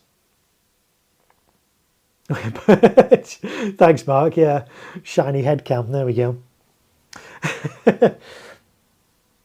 Yeah, move out of your way. The hair's in the road. Yeah. Well, we'll try. Well, maybe we experiment with different angles at another time. But I kind of thought this sort of multicam setup kind of worked. It just, yeah, it doesn't work when I'm leaning over stuff. But for the most part, I think it's beneficial for you guys to be able to kind of get a bird's eye view as well as the front-on view. And of course, we've got the we do have the close-up cam as well. There's a close-up cam. Hello, close-up cam. So there we go, multicam. Yeah, move out of the way, your hair's in the road. What little hair I have. And if you watch my stream on Saturday, I had more hair then. I had my hair cut today, so gone back to having it short, which is how I like it. But I just go with it. You know, I used to actually, when I was a kid, when I was young, I used to have loads of hair, a full head of hair. If you ever see a school photo of me, which you're not going to, but when I was at school, I had like a big like quiff and stuff at the front. I had so much hair, curly hair. It was just, oh, it was a nightmare. And as I've got older, it's just, you know, it is what it is, but I'm okay with it. You know, I am who I am, and this is my head. There's a soundbite. That's gonna become a short, isn't it? I am what I am, and that's my head. I'll make that into a short. Somebody note the timestamp. We are, well, how long are we into this stream? About 2 hours 20. Right, I must remember that. Teething troubles with the multicam. No, it's just me pressing the wrong buttons. I can never remember which camera's on which button. There you go. Okay, so there's that board done. There we are. That's taken us 2 hours 20 minutes. Okay, so that's 3 out of the 5 boards kind of in position and taped down. Obviously, I still need to fuse all this, but there's that board done. So we've got A, C, and A, B, and C done now. I might actually, shall I do B? Shall I do D next, or shall I do? I might actually miss out D for now and do, no, actually, no, let's mix it up. Let's do D. I was just trying to save me having to move both these boards off, but let's do it because there's different stuff on board B and D. So let me move board C out of the way. Just put that down here. I don't know why I'm saying here. You guys can't see. You can still hear me though. And I will bring up an empty board D with me.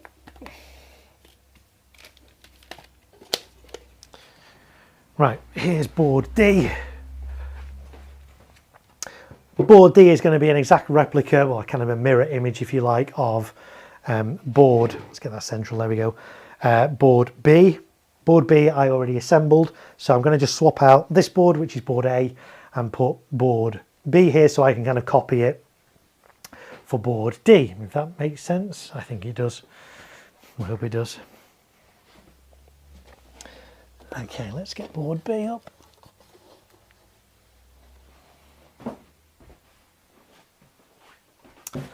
Right, here's board B. So slightly different from A, C and E. There's different fireworks on here, and we're going to kind of mirror that onto board D. So what's going on here? Some of the fireworks are going to be the same. So for example, there's another standard fireworks dual pearl cake, 128 shots. You can get these are fairly cheap, fairly inexpensive. There's lots of different brands that do them. They're usually about 96 shot. This one's 128. Some have little glittering tails. I think this one might have glittering tails on as well, but it's basically red and green pearls. They don't go very high. So normally most of their cakes I do on the ground, at ground level, because they reach a decent height. These ones, because they don't go particularly high, I'm raising them up on these fountain tables. They'll all be fired together. There's 5 of them across the 5 boards. So another one of those. There's going to be another one of these Hallelujah candles. This one's going to be angled though. It's going to be angled on board D. It's going to be angled 10 degrees that way, because the one on board B is angled 10 degrees that way. That one's going to be, so the way the boards are going to be, they're going to be A, B, C, D and E. A is going to be on the left as the spectators look at it. So A, B, C in the middle, D and E. So board B is going to fire things angrily that way. Board D is going to fire things that way. So we've got another Alleluia candle. We've got, what else is the same on this one? Let's have a look. There's a few things that are the same across all 5. So we're going to have another little jitterbugs fountain from Cosmic on here. We're going to have another noise barrel, another flame flare. We're going to have another white strobe flare, which I'll leave at the side because they don't stand up very well because they're so top heavy.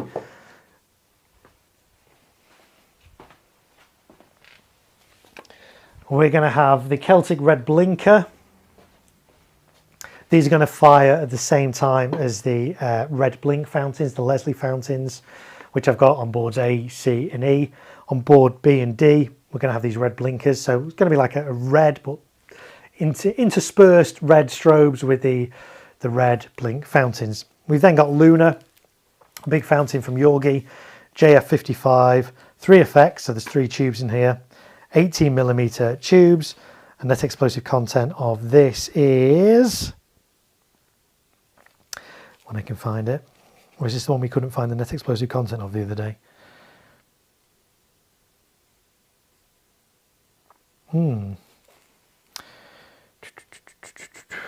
Yeah, I think we couldn't find this the other day either, could we? I'm not sure what the net explosive content of this is, folks. But yeah, there we go. The effects are described as red glitter, silver. We can put this on the close-up cam, why not? There we go. Red glitter, silver tie, so tie is short for titanium, silver titanium flower, red glitter and gold wire chrysanthemum, red glitter and silver wire drawing. I don't quite know what wire drawing is, folks. But there we go. So Lunar Fountain on here. In the middle, we're going to have this. I really like this one. This went away for a couple of years, but it's back now. Hocus Pocus from Brothers Pyrotechnics. Let's show you on the close-up. There we go. Hocus Pocus from Brothers. Really, really nice fountain. It's a fountain and mine combination. So, in fact, it says combination of fountains and mines. There you go.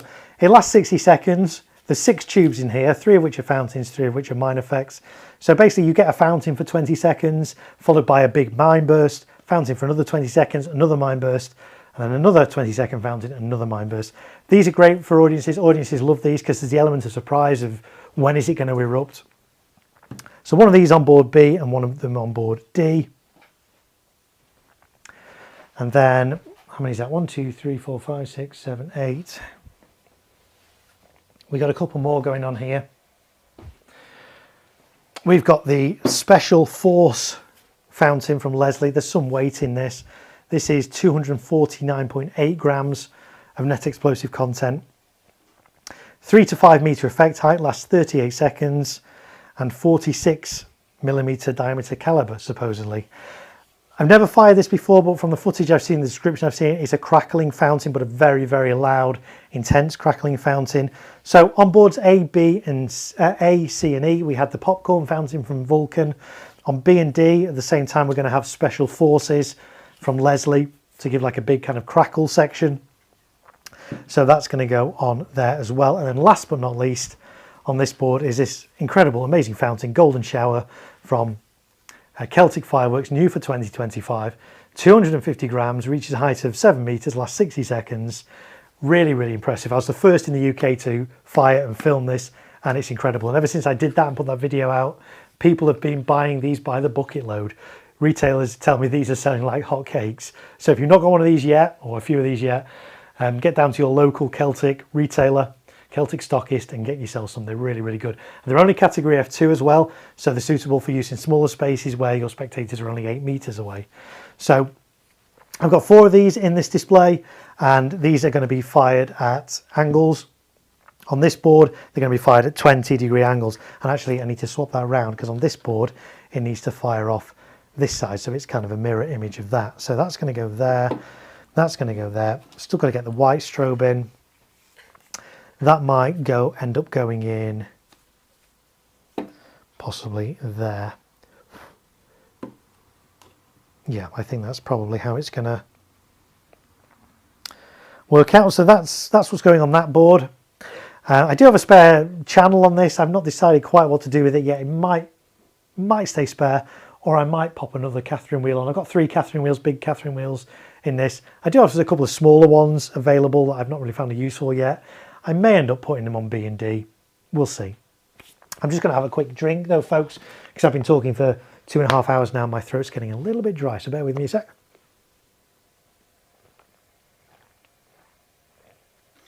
Oh, that's better.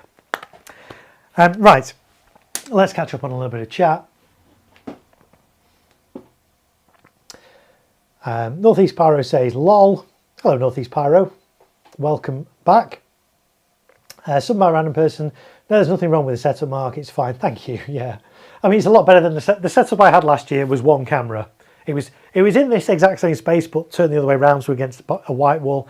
I kind of figured the brick wall is kind of a little bit more attractive. We've got some uplighting it and trying to make it, you know, relatively warmer than this garage is.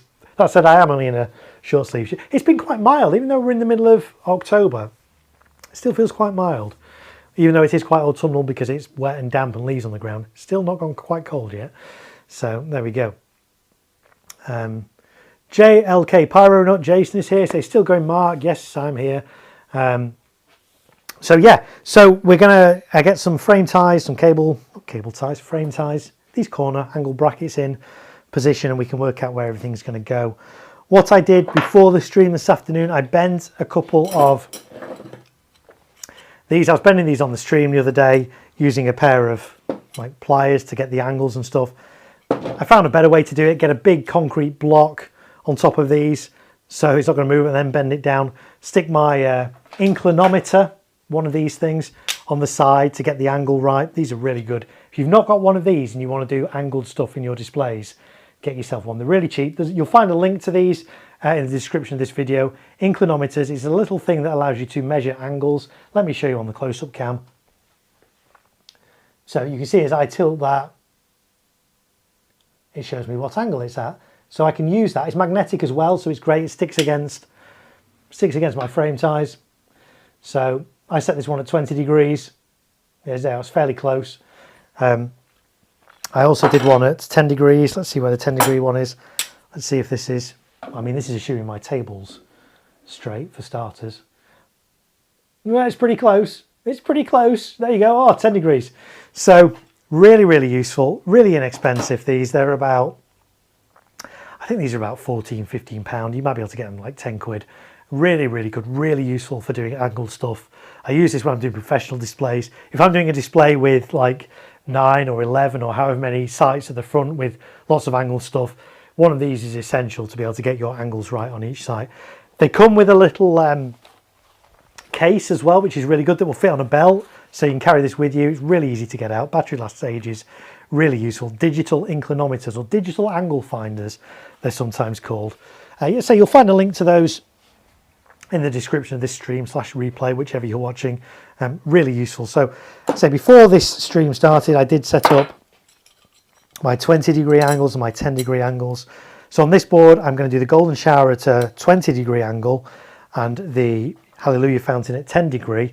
And then on the final board, the golden shower is still going to be at 20, but the Hallelujah fountain on that's also going to be at 20. So they're going to fan out a little bit more. Is there ever a need to foil the top of cakes to prevent cross ignition from nearby fountains? Normally take the top papers off. So for cakes, no. For fountains, yes. So because I've got these fountains in close proximity to each other, I will be foiling the tops of them with my foil tape, which is put back over here. Foil across the top of them, and that way you minimize the chances of sparks from adjacent fountains going into the tops of these and igniting the fountain prematurely. It's less of an issue with cakes, and the reason why, let me see if I can find a cake or a carcass of a cake. Yeah, here we go. I've got this, just one that I happen to have here. I fired this the other day. It's a big cake. This is Revival from Prestigious Pyrotechnics. So fountains and cakes are different. Fountains burn from the top down. Cakes, you'll find there's actually nothing in the tops of the tube. The effect and the lift charge is at the bottom. You've got to protect that lift charge from getting sparks, but it's protected anyway. Sparks could fall on the top of there, and it's very unlikely that it will ignite the bottom bit. So generally I don't foil the tops of cakes. I've never had an issue with it. If I was doing fountains next to it, yeah, I still probably wouldn't bother foiling the top of them. I mean, I try and keep separation between fountains and cakes if I can, but really you don't need to foil the tops of cakes. It's just going to get messy because you're going to have little bits of foil all over your firing site. Definitely waterproof the tops of your cakes using cling film or pallet wrap. Some people just put them in like carrier bags and tie them or whatever. There's different ways you can waterproof them, but in terms of foiling cakes, I've never foiled the top of a cake. I don't see there's any need to, really. So there we go. Normally take the top papers off. Yeah, I take the top papers off, and that's what we'll be doing in one of the other streams as we move on to the cake section of this display. I take the paper tops off. You don't have to do that, but it aids in clear up, because otherwise you get lots of little bits of paper or sometimes foil or cellophane and things all over your firing site. So to aid in that, I do skim the tops of cakes, I call it, take the toppers off, but you don't have to do that. But we'll look at that in more depth when we move on to the cake stream in a few days' time. So there we go. So that's what I've got on this board. Again, what I need to do is take this thing off, but I might just do what we did on the last one and snip around it rather than try and snap it off. That was a really nice idea of Chris's there. So let's see if we can do that. Why am I doing this? If you're just tuning in, why am I taking this off? So this is a candle. It's quite tall. It has this plastic base on, which gives it stability, so you can stand it up and light it and it's not going to topple over. Because I'm supporting it in a different way on my board with these angle brackets, that will do the same job of preventing it from toppling. And I'm not actually changing the function of the firework by taking this support off. So we'll cut down here. We'll see if this snaps off as easily as the other one did. Yeah, it comes off fairly easily actually, this. There we go, there's half of it off already. If you didn't feel confident doing this and you wanted to give this extra support, if you've got a wooden board, you could put this on your wooden board and you could screw through that. This is just thin plastic. Screw with a washer, that would keep it from toppling as well. But this is sufficient to stop it toppling in most cases. If you were doing this high up and you had high winds, yeah, it could fall over. So you might need extra support. You can never have too much support on a firework though.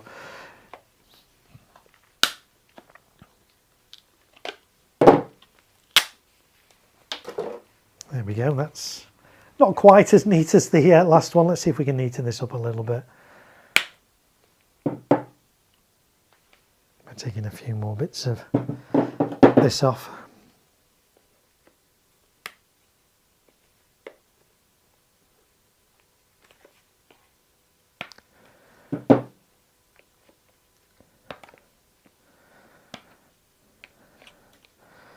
There we go, that's not too bad. That's good. So yes, that will still stand up on its own, but it's not got that same amount of support now, so I'm not going to fire it like that. But I will be attaching it securely onto this board at a 10-degree angle, and that will allow me to secure that nice and safely. Defo a top tip. Yes, thank you. I don't know which tip that was you're referring to, but thanks. I like to give top tips and handy hints and all those kind of good things. I know you guys pick up a lot of stuff from my streams as well. So, okay, so yeah, that's going to go at an angle there at 10 degrees. That's going to go at an angle at 20 degrees. So the other things I need to work out where the frame ties and things are going to go for. So a little jitterbug fountain will do the same as we did on the other boards, and that will have a frame tie, angle bracket, whatever you want to call it, underneath there. The big lunar fountain, we'll use a couple of these. These are 150mm, if you're just tuning in wondering how long these are, 50mm by 150. The smaller, the medium-sized ones, 50 by 100, and then the small ones, 50 by 50. You'll find a link to those exact ones in the description of this video if you want to get them.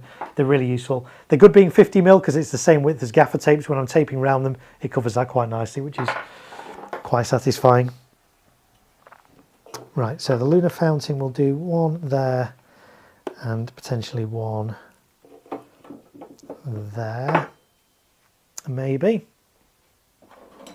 The Hocus Pocus, I say, there's a bit of recoil in it because it's got mines in it. So I'll use a couple of these. We'll try one. Let's see where we can get this in.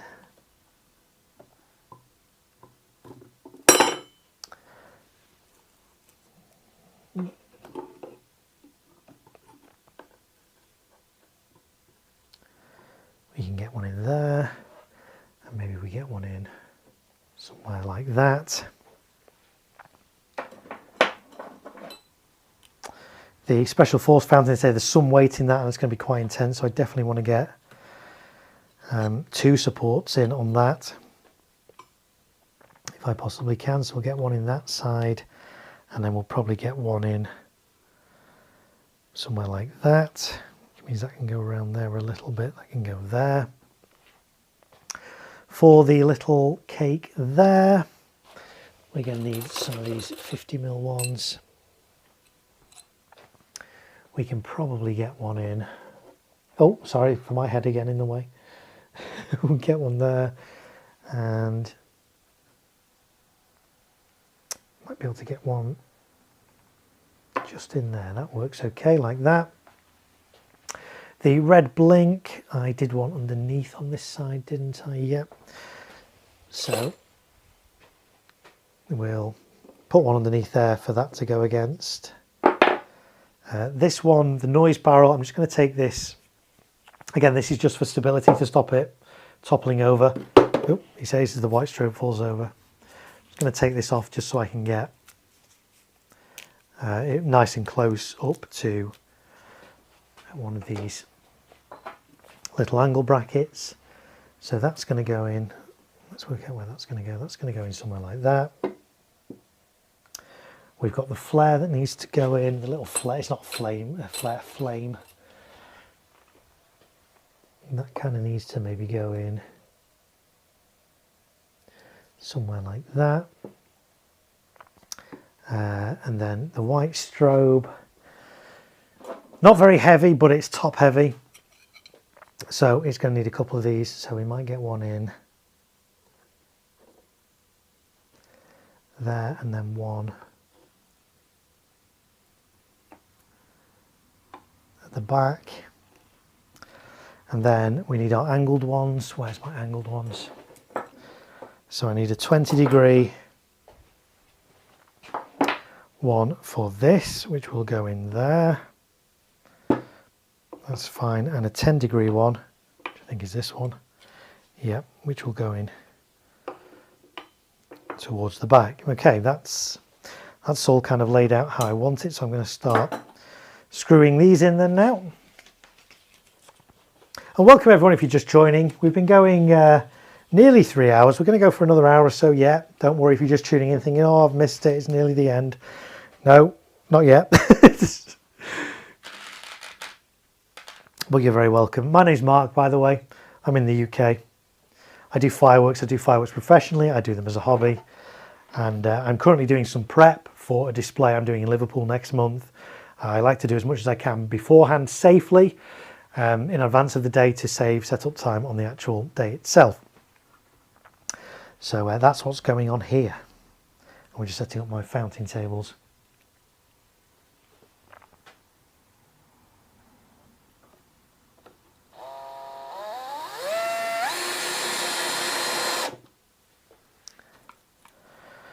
That's that one. Whoop.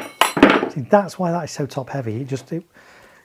It stands up, but it's so top heavy it falls over so easily. So it's quite interesting because say these are not handheld, even though the firework is only in that bit and that bit is just hollow tube.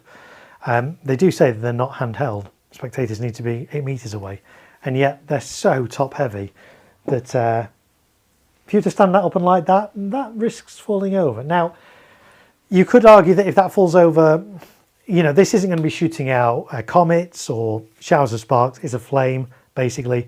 So even though its spectator distance is 8 meters, realistically, this is going to go nowhere near 8 meters. But even so, yeah, surprising that they are so top heavy.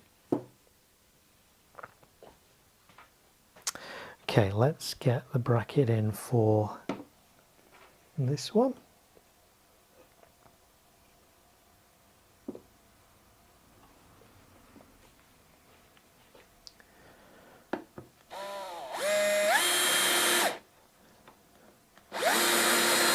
There we go. Do you just talon all your fountains, Mark? I usually do, and in previous years I have, because it's quicker and easier. Last year for this display, it was the first time I used my FireTech firing system. So all the cakes and the candles were E-matched on the day on site. The fountains, though, I used talons and wired everything up beforehand. I did find, though, that the FireTech firing system wasn't as great with talons as my old WPS system, which has got so much power in it. It fired talons, you know, till the cows come home. I did have a couple of issues with things not firing last year on talons, and I had on one of my modules, so I used 2 modules on this show. Each module will do 64 channels, or basically 4 rails. So I used one module to do my front sights and one module to do my cakes and my candles. So my cakes and candles were all E-matched and everything fired flawlessly on that. My module that was doing the front stuff, most things were talons, but there were a couple of E-matched items, some T1 single shots in there, and some fireballs that were E-matched as well. And I did find that a couple of the talon ones didn't fire, and it wasn't an issue with the talons because I had 3 fireworks on 3 different plinths, and none of the 3 fired. So, you know, it wasn't a talon issue. And I checked my script and it was in the script, but it just didn't fire. And I also had an issue where my T1 single shots fired when they shouldn't have fired. And I again went through my script and checked my script was all fine. They completely fired at the wrong time. So I wasn't that happy mixing. It didn't really work mixing talons and E-match on the same module. You can do it, and it did sort of work for the most part, but I wasn't amazingly happy with it. So this year I've decided I'm going to E-match everything basically. So there we go. LSU Mom, hello Emily, says hi Mark, can't stay long but wanting to say hello. Hello Emily, how are you? Nice to see you on one of my streams. Thanks so much for being here. Appreciate you can't stay long, but I appreciate you popping in and saying hi. I hope you're well. We're all good here. We're expecting our second child in just over a month's time, which is very exciting. So we're all good. But hello to LSU Mum. LSU Mum, one of my moderators. If you see her name in the chat, think, oh, she's in blue. Why is she in blue? She's one of my moderators. I've worked with LSU Mum on other YouTube channels where we moderate together and stuff. So she's somebody that I trust to be a moderator on my channel as well. So that's why her name is in blue. So thanks for being here, LSU Mum. Great to see you. We're just setting up for a display I'm doing in Liverpool again. You know the score. You've seen my streams before. So that's what we're doing here. And I'm just screwing in some angle brackets onto my fountain tables here to keep my fireworks all together. So let's take a couple of these out just to allow me to get to the other side of this one. Let's get a screw in here.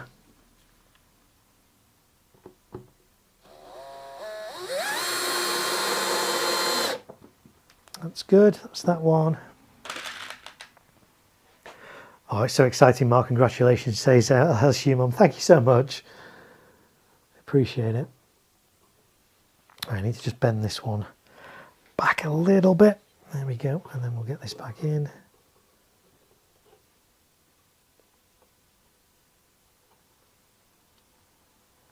So yeah, we're due on the 1st of December, which is only, it's coming up, it's coming along quite quickly.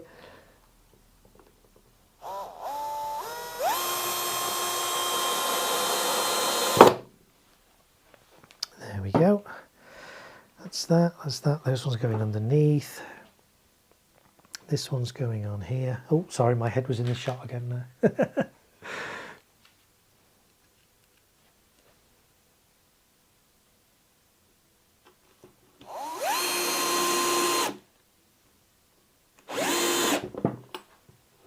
That's good, that's in there. Right, what next? Okay, the little ones for the pearl cake.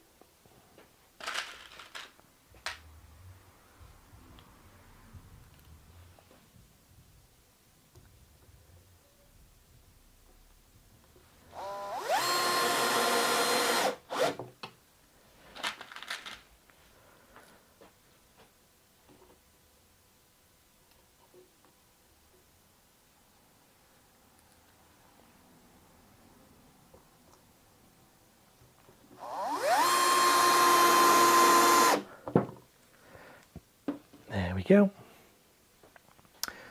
Right, the flare, the little flame. Let's get that in.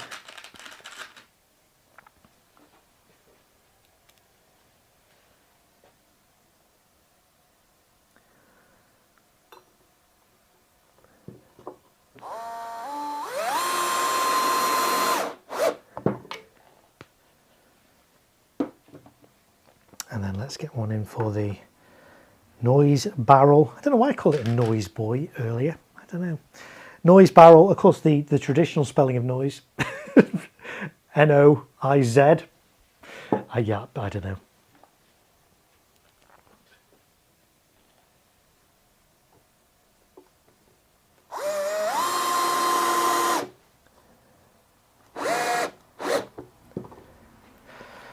Like so. And then we just need to get in the flare, which we'll put in here.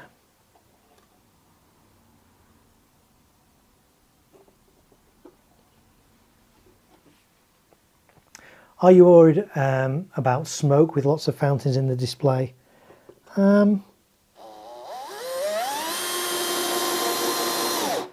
It's a good question. No, I'm not particularly worried about it. I don't go for ones like these. Like, you can get smoke flares.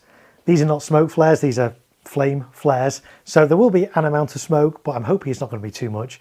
I do try and review. I mean, a lot of these fireworks I've fired and seen myself personally. I've used before, so I know how they perform.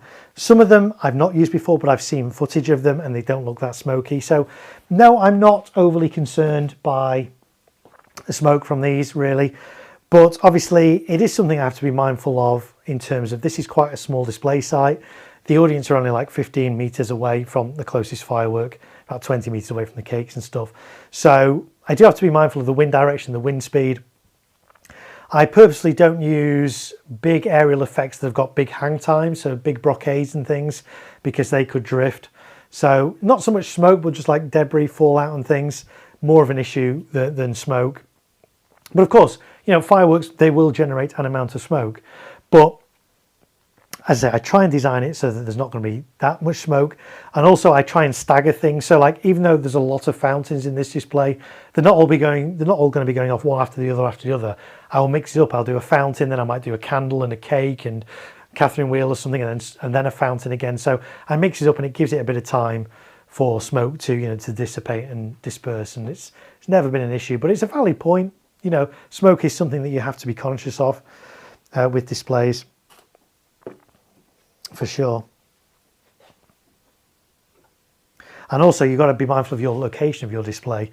There was an incident a few years ago actually, in the UK, where there was a firework display that was happening quite close to a motorway, a highway for those of you in America, and smoke drifted onto the motorway, it was claimed, and caused a big accident, multi-car pile-up, and the operator of that firework display was taken to court, and anyway, was found not guilty. But you do have to be careful of the location of your firework display. What is it near in terms of roads and things like that.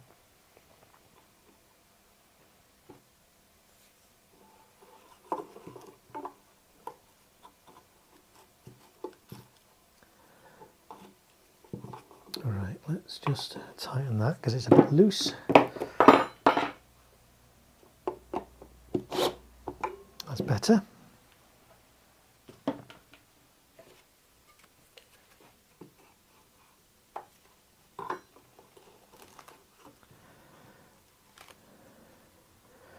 Okay, so that will go in there.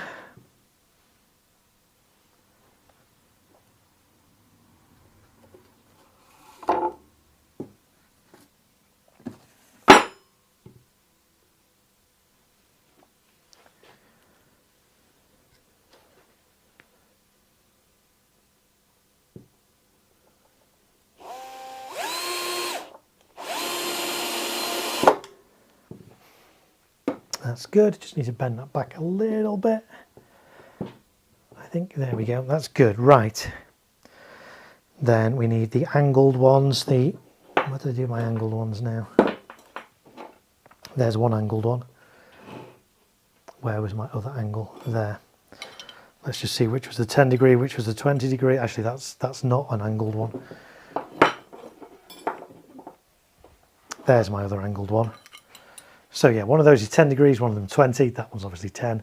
That one's 20. So the 20 is going to be there, and that's going to be for this one. So that could just go in pretty much there is good. Now normally I only do like one screw in these brackets because that's typically all it needs. Because this firework is quite heavy, we weighed this last night on my wife's kitchen scales. Shh, don't tell her. And it was like 600 odd grams. It was, you know, well over half a kilogram. And because I'm doing it at an angle, there is a bit of weight. So I am going to do 2 in this one, just to make sure this angle bracket doesn't have any movement in it at all.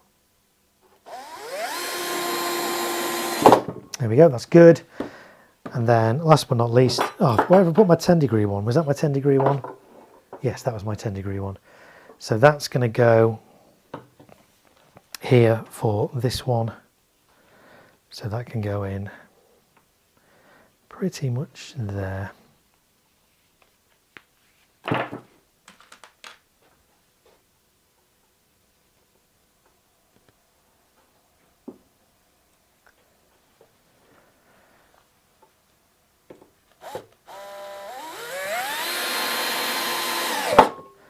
Great. And then there's a few more I need to put in, but I'm going to put them on the other side. So let's just get all these fireworks off here for the time being. And then we can spin this over, and so there's going to be a red blink on this corner. So we'll screw this one in there. That looks a bit of an angle. See if I've got a straighter one.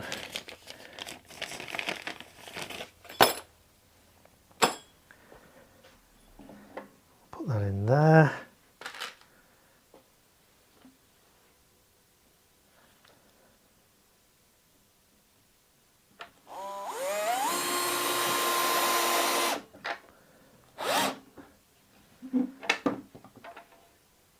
Okay, so that one needed one, and then I think we needed a couple on this side for, what do we need them for? The jitterbugs, and I think that might have been it. Oh no, yeah, the big lunar fountain. So lunar fountain and jitterbugs. Lunar's going to go here.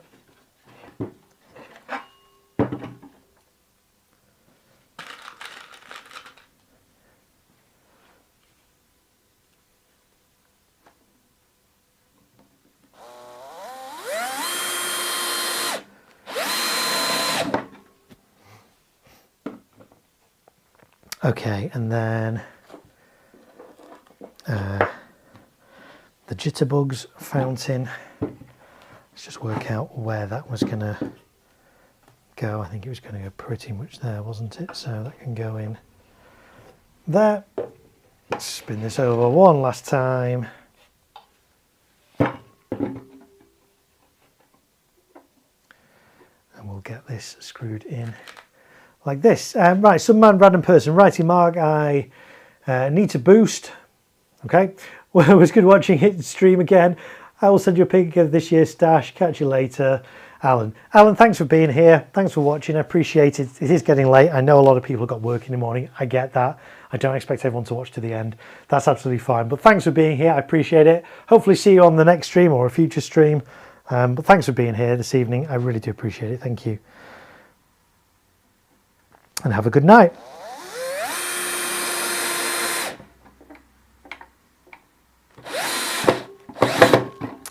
There we go. So that's all my supports in place on this board. So now we can start actually attaching things. That just needs to, let me just change the angle on that a little bit. There we go. Okay.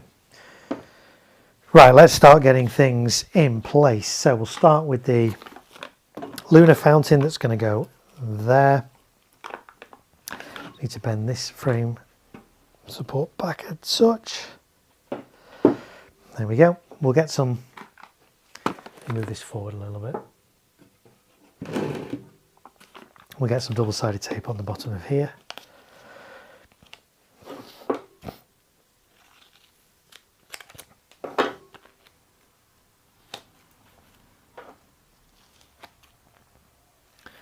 And then after this, we've only got one more board to do. What time are we on? An hour. Ooh, will we get it done in an hour?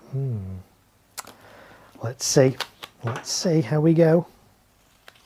I'm not going to rush. You know, with fireworks, you've got to take your time. You've got to be safe. Right, so there's the lunar fountain. Let's take this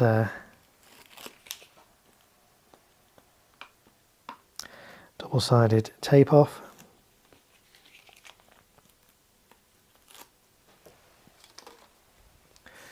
And this is going to stick. Okay, thanks, Alan. He sent me a message. Well, is that a pic of this year's stash? Let me have a little look, because if it is, I might be able to get it up on the screen for everyone to see.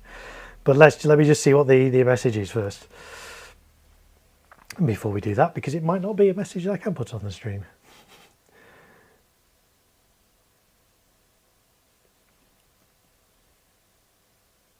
No, well, I've not had a message yet, but that's fine. Maybe I'll get a message in a little while. Oh, send you. I thought you said send. Send. Okay, cool. That's fine. No worries. Right, so that's that, and I need to get some gaffer tape around that.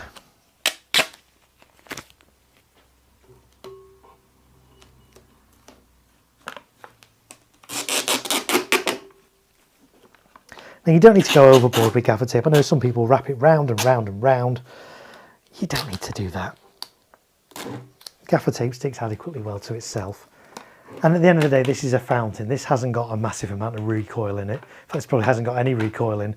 The only time that would have any recoil in is if it malfunctioned and blew apart. Then it'd have a bit of recoil. But for the most part, you don't need to go round and round and round with your gaffer tape. So for tall stuff like this,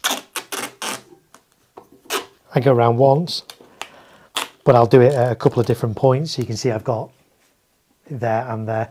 Again, it doesn't have to be particularly neat. At the end of the day, I'm going to be firing these in the dark. People are not going to see the quality of my gaffer taping and the fact that actually that doesn't quite line up with that one. It doesn't matter. It's going to be dark. It does the job. It prevents this from toppling. I can lift that up, that whole board up now by that one fountain. It's absolutely fine. So it's not always about, you don't have to be neat with this. You don't have to be precise because it's going to be dark. People just want to see the effects. They don't, it doesn't matter what this looks like. Sent. Oh, you sent one. Okay, let me see if that's... And it has come through. Let's have a little look. There is a picture. Let me see if I can get that up on the big screen to show people. Let's move that across. Can I move that across over there? Oh, I can. Okay, bear with me a second, folks, because we're going to get this full size. See, this is the amazing thing about this this new streaming system I've got, this new technology. I can get things to go. Oh, genius! As if by magic. Okay, everyone, here, this is Alan's stash this year. That's what Alan's got in his stash. Alan, thank you for sending that photo through. See, I love this, how interactive these streams could be. You can send me stuff and I can put it up on the screen. So that's Alan's stash this year. Let me see if I can actually see. It's difficult for me to see on this small screen what you've got, but I can see, so you've got lots of rockets there. 1, 2, 3, 4, 5, 6, 7, 8, 9, 10, 11, 12, 13, 14, 15, 16 along the back. 2 big ones at the front of those stealth ones, they fireworks stealth ones maybe. You've got some Yorkie Storm candles, they're really nice, I've used those before. Lots of rocky packs there. What else can I see? Actually, I wonder if I can zoom, I wonder if I can go one further and actually zoom in on this. Let's see if this will allow me to, oh, I can zoom in. Cool. Can I scroll? Can I scroll down? Oh, I can move down as well. Oh, technology. There we go, right. Let's see what cakes you've got there. Oh, we got, yeah, Non-Stop, Sky Candy, Vortex 3. Yeah, some nice Rikeo ones there. See some classic in there. So, some primed, yeah, over the top. Yeah, and lots of rockets. Wow, you like your rockets, don't you? But there's nothing wrong with that. That's absolutely fine. So there we go. That is Alan's stash. Some mad random person. Thanks for sharing that. I appreciate that. I like we were able to show that on the chat. I hope you're okay with me showing that. I probably should have checked with you first. I'm sure you can. There's no personally identifiable information or anything in there, so I'm sure you're happy for me to share that. But thank you for that. Is UKFR, so for those of you who don't know what we talk about, UKFR stands for the UK Firework Review. It's a website, but it's also a forum. It's now a closed forum, so it means, yes, it is an active forum, but you can't just, it's not open to anyone to join. You have to be referred. In fact, some people like Craig, for example, in the chat, I referred Craig. Craig is now active on the forums. It's great to have him there.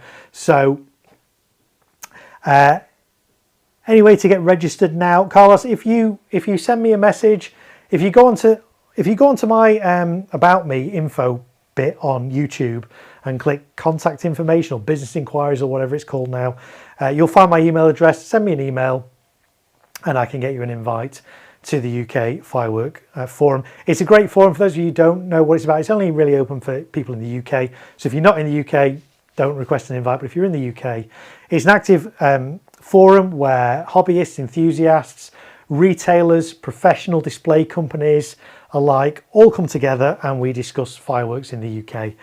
It's a great resource. You'll find lots of useful information, tips and tricks.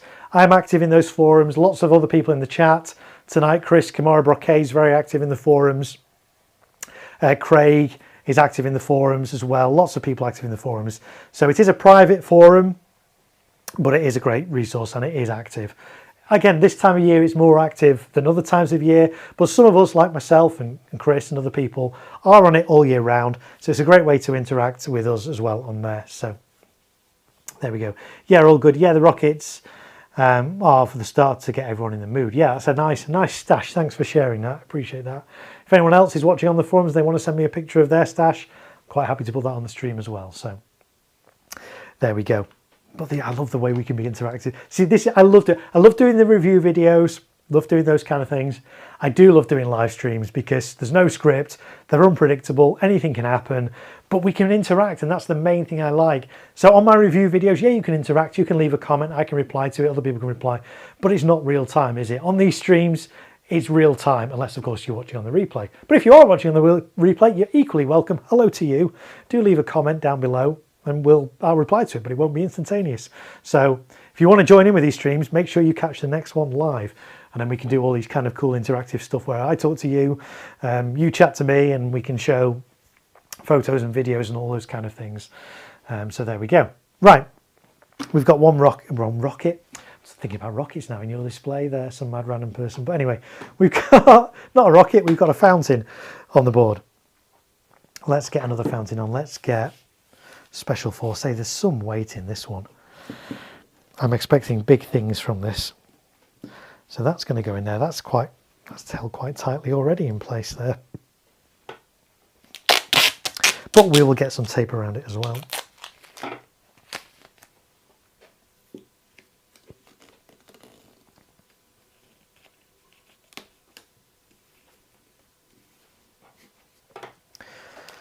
In a couple of places, because to say this is some weight in this. In fact, I might actually, before I do this, I might get a couple of cable ties around this one as well, because I did it on the other one as well. Just because it is heavy, it is big, it is tall, and from the videos I've seen, it's quite an intense crackle. So I'm not expecting any ejections from it, so it shouldn't have a recoil, but I just want to be extra doubly safe, and we'll get couple of cable ties here. Cable tying fountains, no problem. The only thing to be careful of is if you're cable tying cakes and candles, don't do the cable ties too tight, because the danger is if you pull this too tight, you can actually narrow the diameter of the cardboard tube in the candle or the cake, and if that happens, then the shots might not be able to actually eject through the tube, might explode in the tube, explode outwards, and blow your cake or your candle to pieces. So always be careful when using cable ties on those products. On fountains, it's less of an issue, but on candles and cakes, yeah. Doesn't mean you can't use cable ties on them, but just don't over tighten them. Right. Now we've got that on, we'll get some gaffer tape over that, because cable ties in themselves is not going to stop any vertical movement. It will stop it from toppling and things like that, but cable tie and then gaffer tape over the cable tie is, you know, a really solid combination. This candle is not going to go anywhere. Is it overkill? Yeah, maybe a little bit, but better to have more support than not enough support. So even though I've gaffer taped this, I'm going to just gaffer tape over that cable tie just to prevent any vertical movement in that as well. So there we go, that's really, really solid. Okay, what shall we do next? Let's do the little jitterbugs fountain, which is going in there. Fairly lightweight, so it doesn't need a lot to it, but I tell you what, I will just put a little bit of double-sided tape on the base of this one, like so.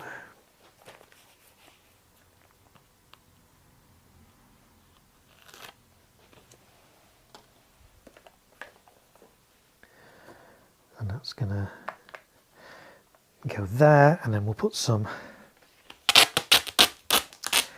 tape around it.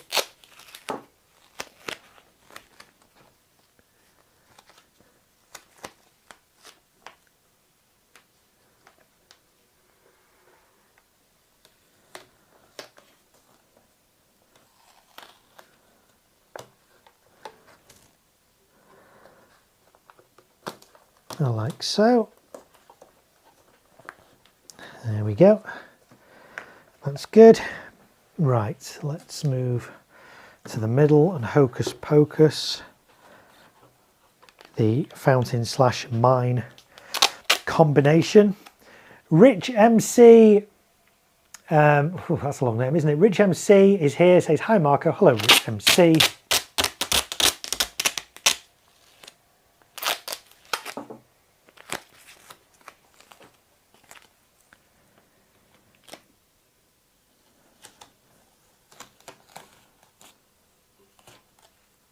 And we should also say, like, everyone that's ninja watching as well. I know lots of people watch these streams but don't post in the chat.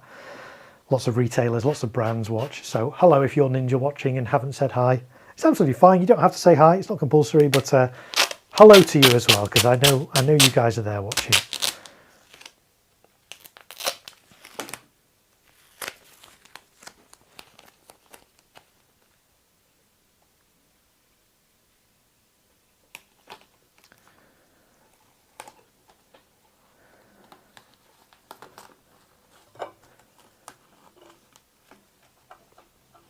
There we go, that one's nicely in. That's going to go there, but I'm not going to attach that one just yet. Let's do the little coloured flame on the front. What colour are we going for on this one? This is yellow on board D.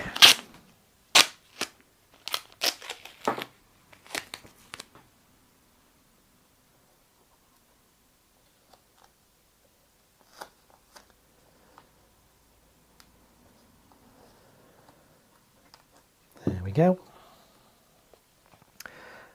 We can get the noise barrel in, which is going in here.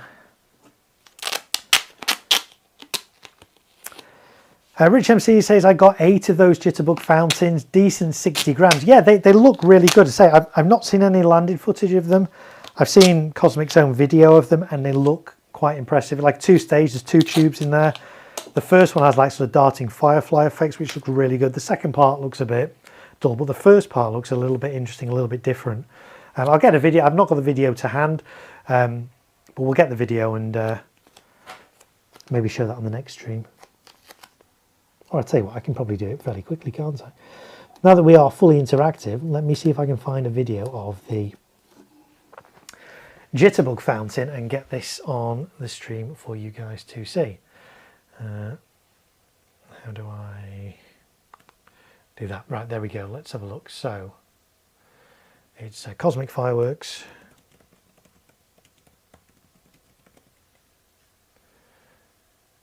Jitterbug, and let's find a video of it. If I can, let's try and find the official video rather than somebody else's video, because I don't want to use somebody else's one without their permission. But tell you what, let me see if I can find, I know where I can find it. Bear with me a second. Search.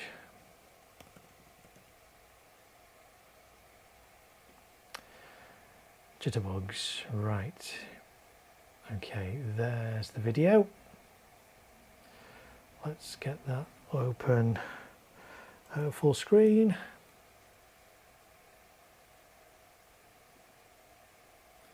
Okay, let's make sure we're watching this in HD. There we go. Let's make it, oh, let's turn the volume up. We want to be able to hear it, don't we? So we'll make that full screen. We'll turn the audio on, and then, oh, it's on already. Here's Jitterbugs then.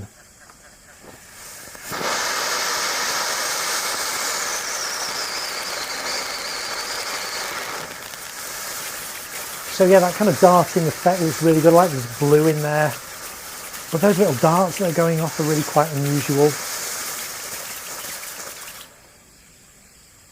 And then it's got a bit of a delay, and then there's the second one, you know, it looks okay, it's just a basic fountain. But that first stage of it looks really quite unusual. So for that reason alone, I've kind of gone for that. Let's see what the duration of this is. So 45 seconds, the video, so 45-second fountain. Yeah, there's some crackling there as well. So the second part looks a little bit boring, but that first part, let's just go back to the first part. Start off kind of reasonable.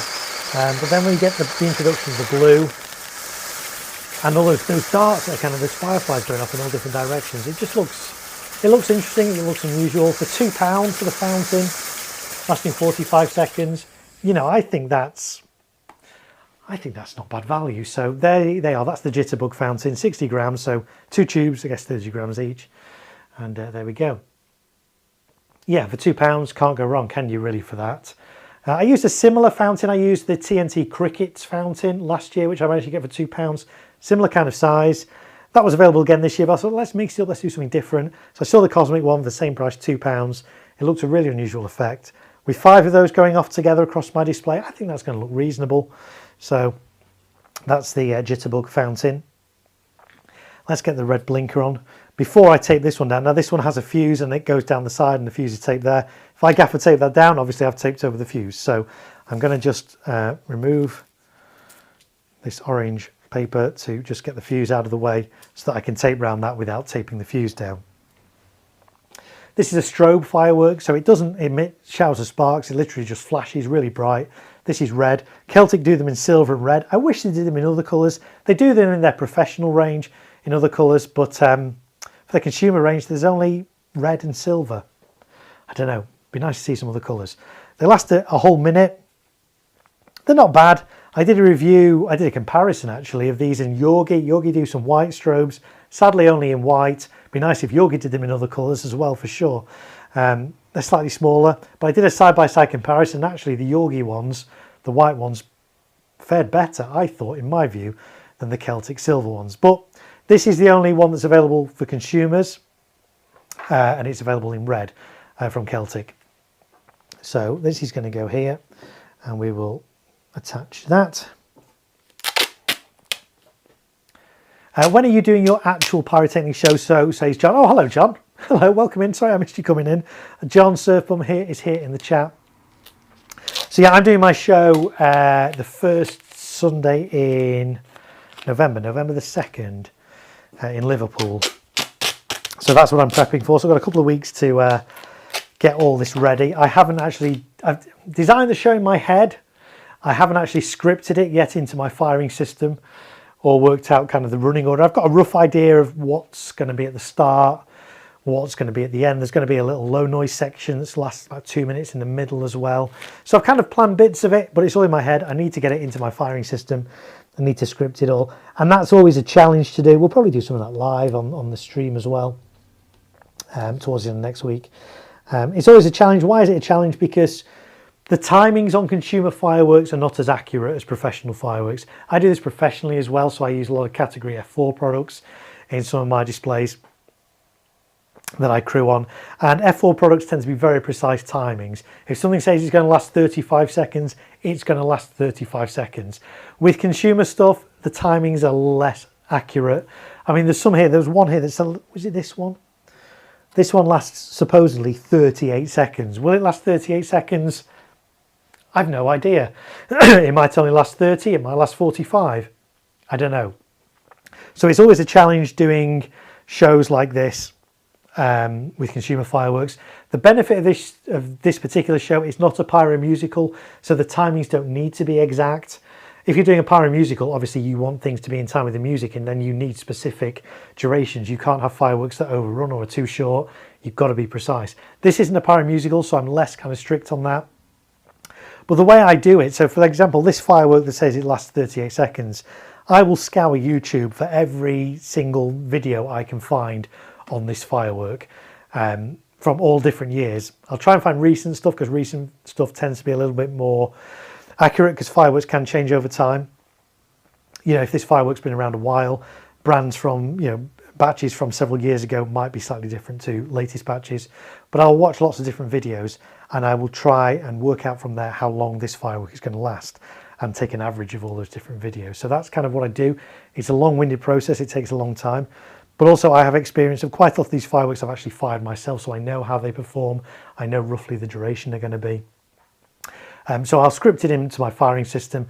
I also have the ability in my firing system to pause the show or skip ahead. So if a firework is running longer than expected, I can just temporarily pause my show so nothing else fires till that one's finished. Or if something finishes early, I can quickly jump ahead to the next one. So yes, I will script my show so it's all kind of all to time. But when I'm actually firing it, I'll be pausing it, I'll be skipping it advance, I'll be doing lots of different things. So it's very difficult, again, to be able to say exactly how long my show will last. It'll be scripted for an amount of time, and I tend to aim for somewhere between 12 and 13 minutes. I tend to find it's a sweet spot. If you do anything less than that, the audience feel a bit shortchanged, even though they're watching it for free on this particular display. If you do it anything longer, audiences can get a little bit bored. But 12, 13 minutes, around that is kind of, I find, the sweet spot. So I'll aim for something. I will probably aim for about 13 minutes, knowing that it might be a little bit less. It's never usually longer than I think. Occasionally, you know, if something doesn't fire, for example, if I've got a cake that lasts 30 seconds and that cake doesn't fire, my show's going to be 30 seconds. I'm going to have to jump to the next one and make my show 30 seconds shorter. So it's best to go slightly longer than I'm expecting, knowing that, you know, it could be 30 seconds shorter. And that's another reason as well, actually, well, come on to that super chat in a minute. That's another reason why I don't use big compound fireworks in my displays. You can get F2 compounds, so I could use F2 compounds in these displays. Compound fireworks tend to run longer, you know, 2 minutes, 3 minutes. There is actually a compound you can get at the moment called Magnificent 7 that's built to last a whole 7 minutes.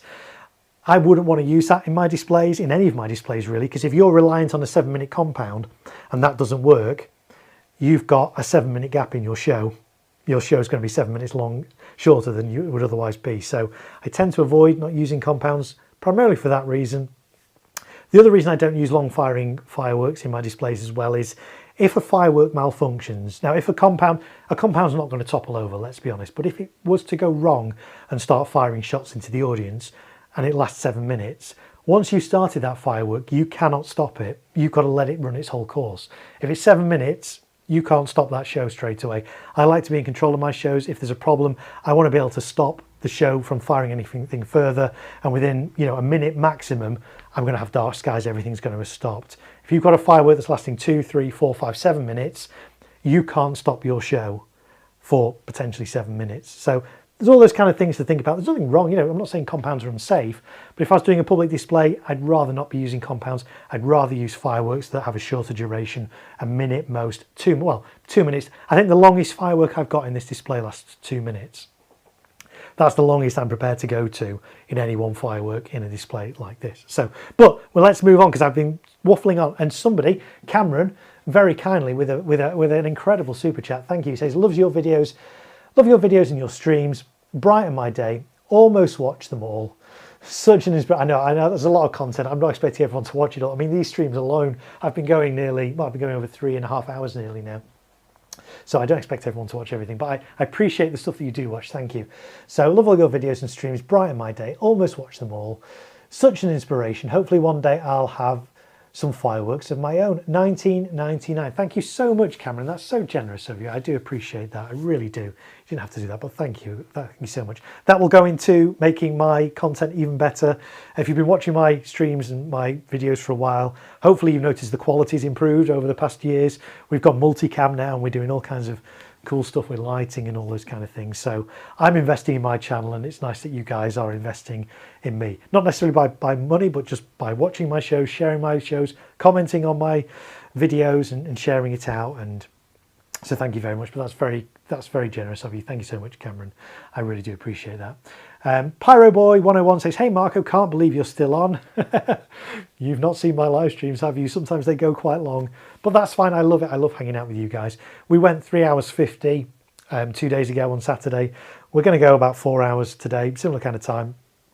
Probably not going to stream tomorrow, only because, you know, I'm talking for like 3.5, 4 hours. It does kill my voice, so I won't have any voice tomorrow. I've got to let myself recover. But there will be more live streams later on this week, maybe Wednesday, maybe Friday, maybe some daytime ones as well. We'll see. I don't know. We'll see. But the best way to know is to subscribe to my channel if you're not already subscribed, and enable all notifications, not just selective notifications, all notifications. And that way YouTube will notify you whenever I go live, 30 minutes before, and then when I do go live as well. But thank you so much for that, Cameron. I appreciate that. And Pyro Boy, yes, I am still here. Are you local to Norwich? If so, I'm working with Trafalgar Fireworks this year. Oh, okay, great. Trafalgar Fireworks were actually on in the chat earlier on today. I'm not local to Norwich. I'm in Manchester, but my wife is local to Norwich. She grew up in Norfolk. All her family are down there. So I am down in Norwich a couple of times a year.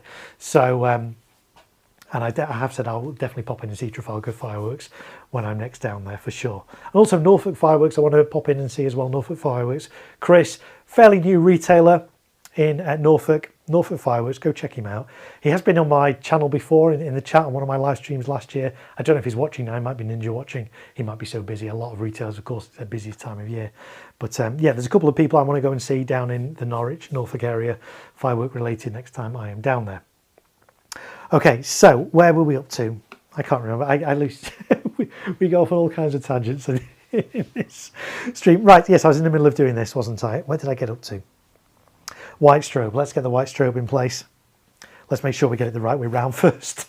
To be fair, I mean, I laugh, but actually, you know, that end does look quite similar to that end. If you didn't know, you know, I have seen instances where people have put fireworks the wrong way round, lit them, and then, you know, so always check. A lot of the time fireworks will actually have an up symbol on them to show you which way to point them up. Let's see if I've got one to hand that will show me. I mean, here I've here's a cake here, and on the top here you can say top. It's showing you which way it needs to fire. So always check you get these orientated the right way round. But white strobe is going to go in here like this, and we'll gaffer that in place there. When I find my gaffer tape, which I'm running out of on this roll, but it's fine. I've got dozens of other rolls.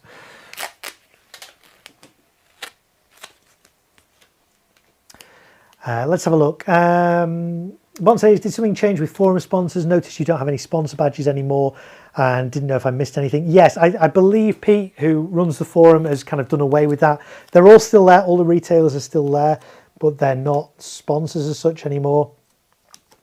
I think Pete did say, if you actually go, if you're obviously on the forums, go on the forums and look under the forum rules, and Pete does explain why there's no sponsors as such. But that doesn't mean you can't still get, you know, the sponsored deals are still there if you know where to look.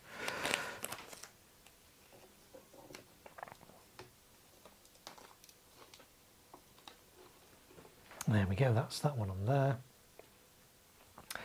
Pyro Boy 101. Oh yes, Chris is a great guy. Met him yesterday. That's Chris from Norfolk Fireworks. Again, these people don't sponsor my channel, but I like to shout out. I like to support certain retailers. And Chris is new to the, well, he's been doing fireworks for years, but he's new to the retail business. He only set it up, I think, 2 years ago. So Norfolk Fireworks, if you're in East Anglia, you've got Trafalgar Fireworks, really reputable. You've got Norfolk Fireworks. If you're in that neck of the woods, those are the two suppliers that I would suggest you go and check out, and they will get you some good fireworks for sure. Right, let's do the Celtic golden shower one. So this is going to go at an angle here. Again, because there's a lot of weight in here, and because I'm doing it at an angle, I'm going to both cable tie and gaffer tape this. So let's get some cable ties on the go.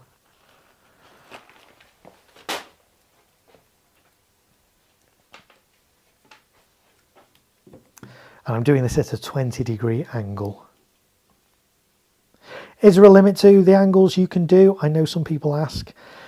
It depends what type of firework it is. I've done some professional displays with single shots where the angles are so incredibly shallow. You think, what? How's that going to work? I've done ones, I think, like 5-degree angles, 5 degree off the ground, obviously this is a fountain, okay, it's not a shot tube, and I've got limited space. So in terms of the angle you can do, it's going to depend on two things: the amount of horizontal width, available space you've got on your display site, and also the type of firework. You're not going to want to fire a fountain at a 5-degree angle. A single shot you might be able to get away with, but a fountain, no. So I've got these set at 20 degrees, which will be absolutely fine for the type of fireworks these are.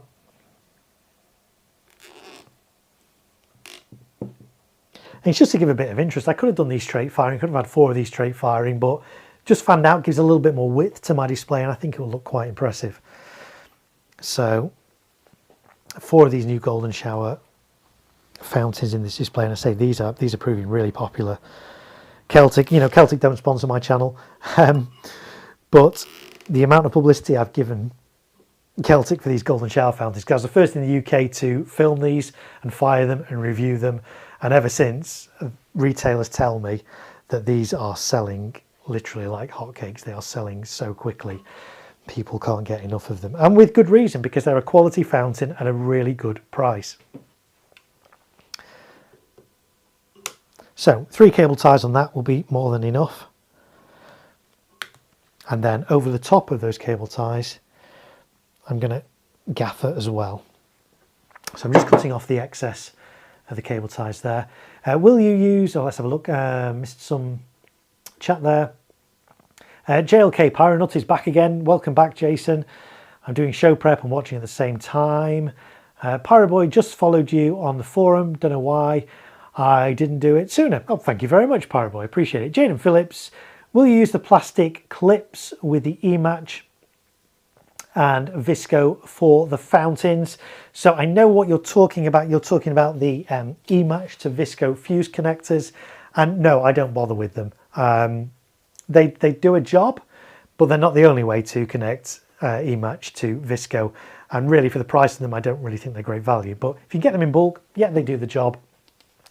They are a way to connect Visco to an E-Match, but it's not the way I do it. So I say I don't really talk about E-Match an awful lot on this channel, mainly because it's quite a specialist thing to do, and I have to be mindful that my audience isn't all pros and semi-pros. I know there are semi-pros and pros that watch this, and retailers and display companies and things that all watch my content, and that's great.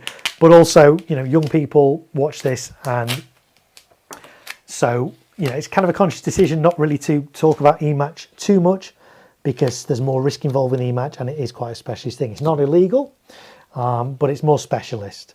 So I haven't really, we talk about them, but I don't really demonstrate how to E-Match fireworks really on my channel. I hope you guys understand the reasons why. I'm trying to promote safe and responsible use of fireworks here, and there's nothing wrong with E-Matches. E-Matches are safe if you know what you're doing with them, but because it's a specialist thing, that's why I don't really cover it. I am toying with the idea, YouTube, there is a feature on YouTube that allows me to set up channel memberships where I can make videos and live streams that are only available to members of my channel.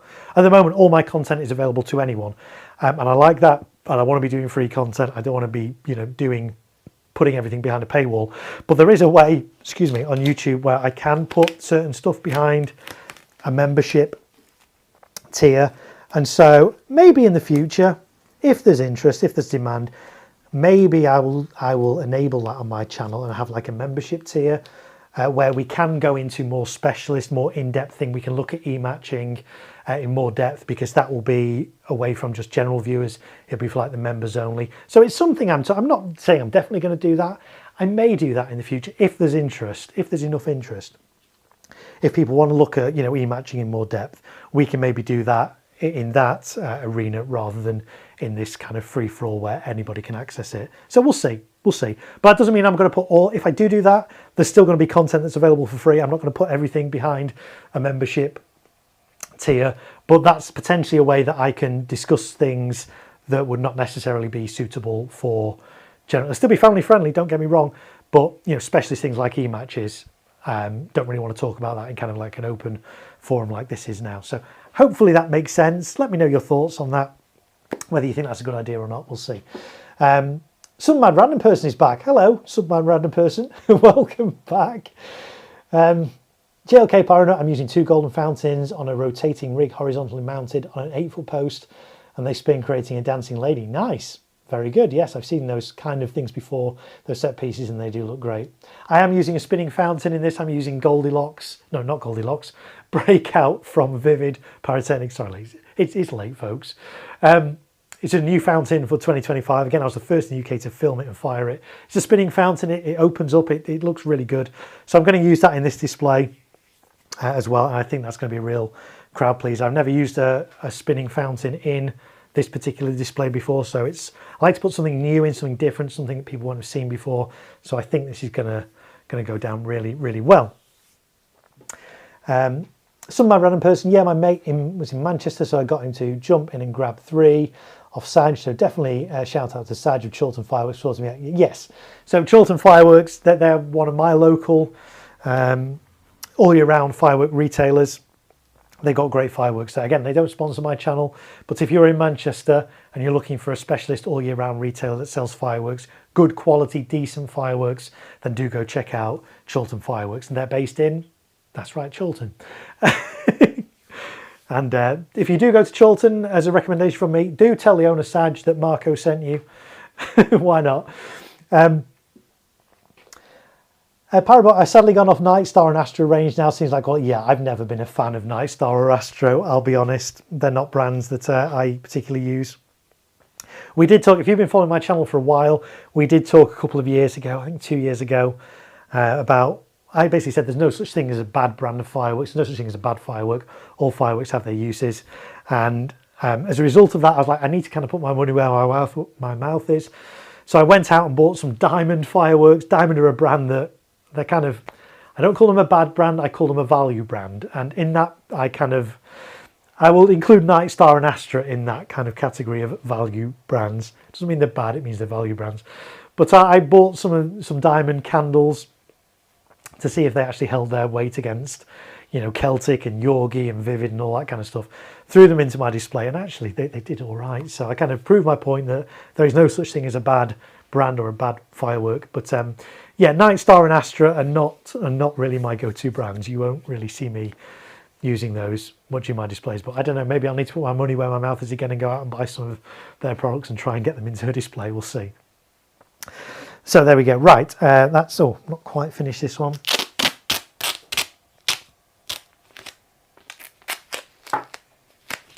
One more piece of the old gaffer tape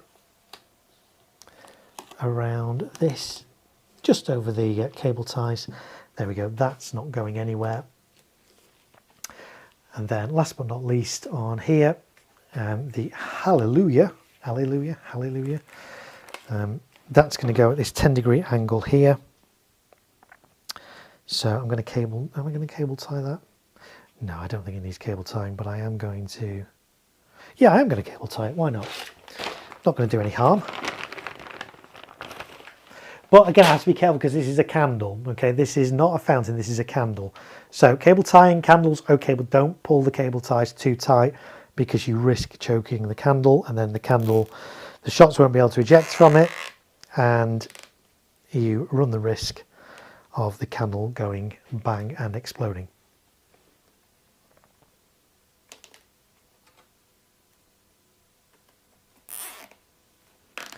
So I've just put a couple of, you know, they're not loose, but they're not like pulled really tight.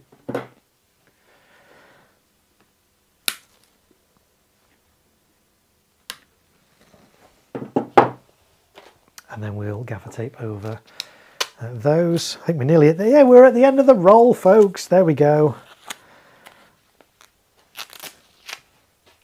It's fine, I have more. I have quite a few different rolls on the go, so there's another half-used roll here, so we'll carry on with this one. Pyroboy says, yeah, I'm really liking the Zeus Quantum and the Taipan stuff right now. Yeah, so they're all kind of the same. They're all the same brand. They all come under Quantum now, but there's basically a number of brands. It's Absolute Fireworks,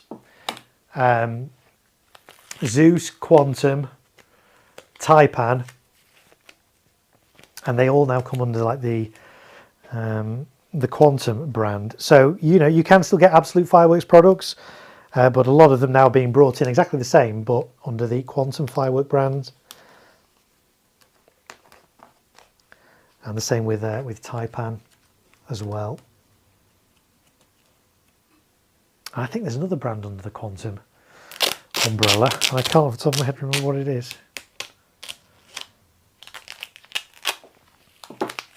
They have actually, which I don't like,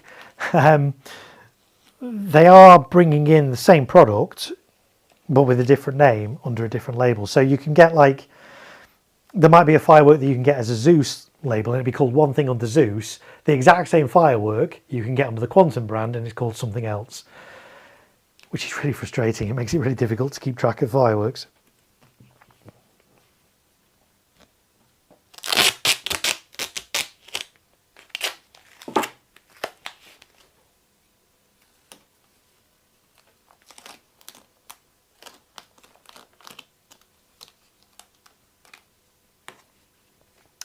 There we go, there's board D done. Ta-da! Right, I need a drink.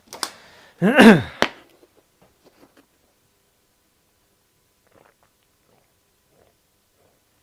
if you're wondering, it's just water. I don't drink alcohol anyway, but certainly don't drink alcohol whilst you're having anything to do with fireworks. Setting them up, prepping them, especially firing them, but even setting up, don't be under the influence while you're doing what I'm doing now. It's just not safe. Taipan, let's have a look. Some by random person, the Taipan hard hitter rocket was belter. The hang time on the strobes was awesome. And Jaden Phillips, you need some Dave's magic tape. If you've seen display fireworks. No, I've not, but okay. Some by random person, also Vulcan do some nice stuff for smaller gardens if you guys get a chance to check them out. Yeah, they do. We talked about it a little bit earlier on the stream. They do these really nice Bengal Fugo mix. Let me see if I can find the box.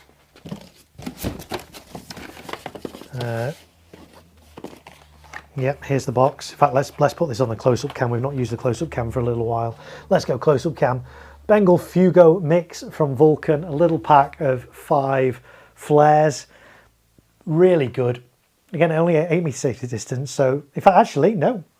I take that back. Not 8 meter safety distance. Look, they're category 1, folks. So category 1, you only need to be 1 meter away.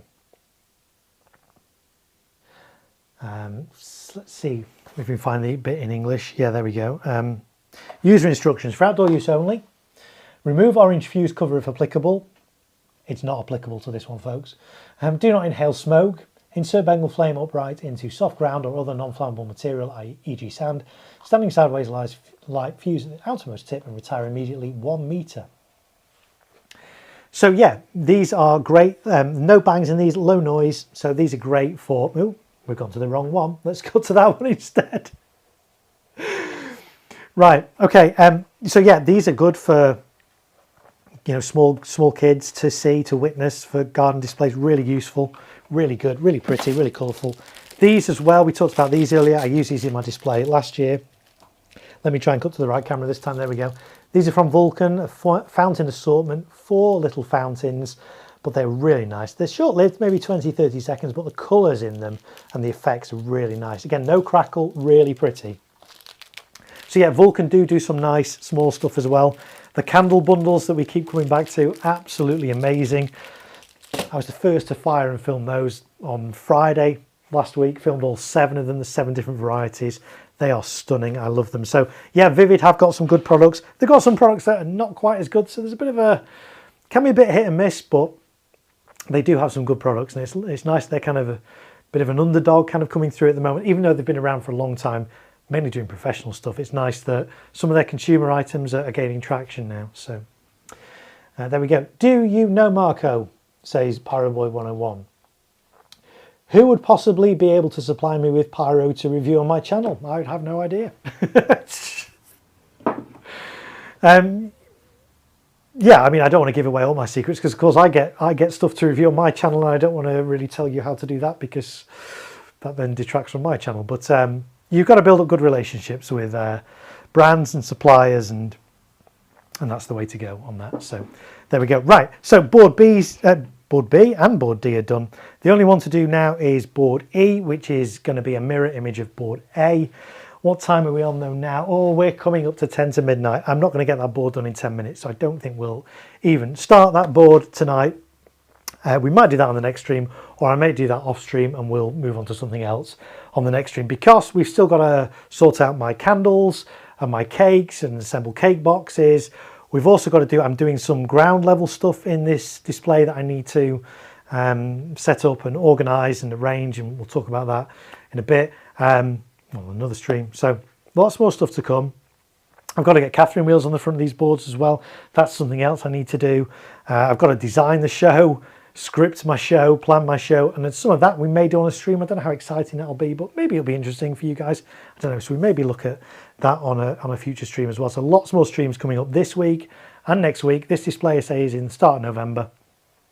So quite a bit of time still to get things ready. So plenty more times to be streaming. If this is the first time you've been watching me, you're very welcome. Why not subscribe? Why not click like on this video first of all, and let YouTube know that you like this kind of content? Let me see how many people have liked it. 17 people have liked this stream so far. If you're one of them, thank you. If you're not one of them, why not click like? It costs nothing, takes a second to do. I'd appreciate it. Thank you very much. If you want to support my channel as well, if you've enjoyed this stream, if you've enjoyed my reviews, my video content, all my other stuff that I do on my channel, all firework related, there's a couple of ways you can support my channel. You can subscribe and enable all notifications. You can like, you can share this stream or content from my channel with others, or you can click the super chat button, the little dollar icon you'll see at the bottom of the chat, and send a super chat. Or if you don't want to do that, you can use PayPal. There's a PayPal link in the description. It's paypal.me/thegreatmarko.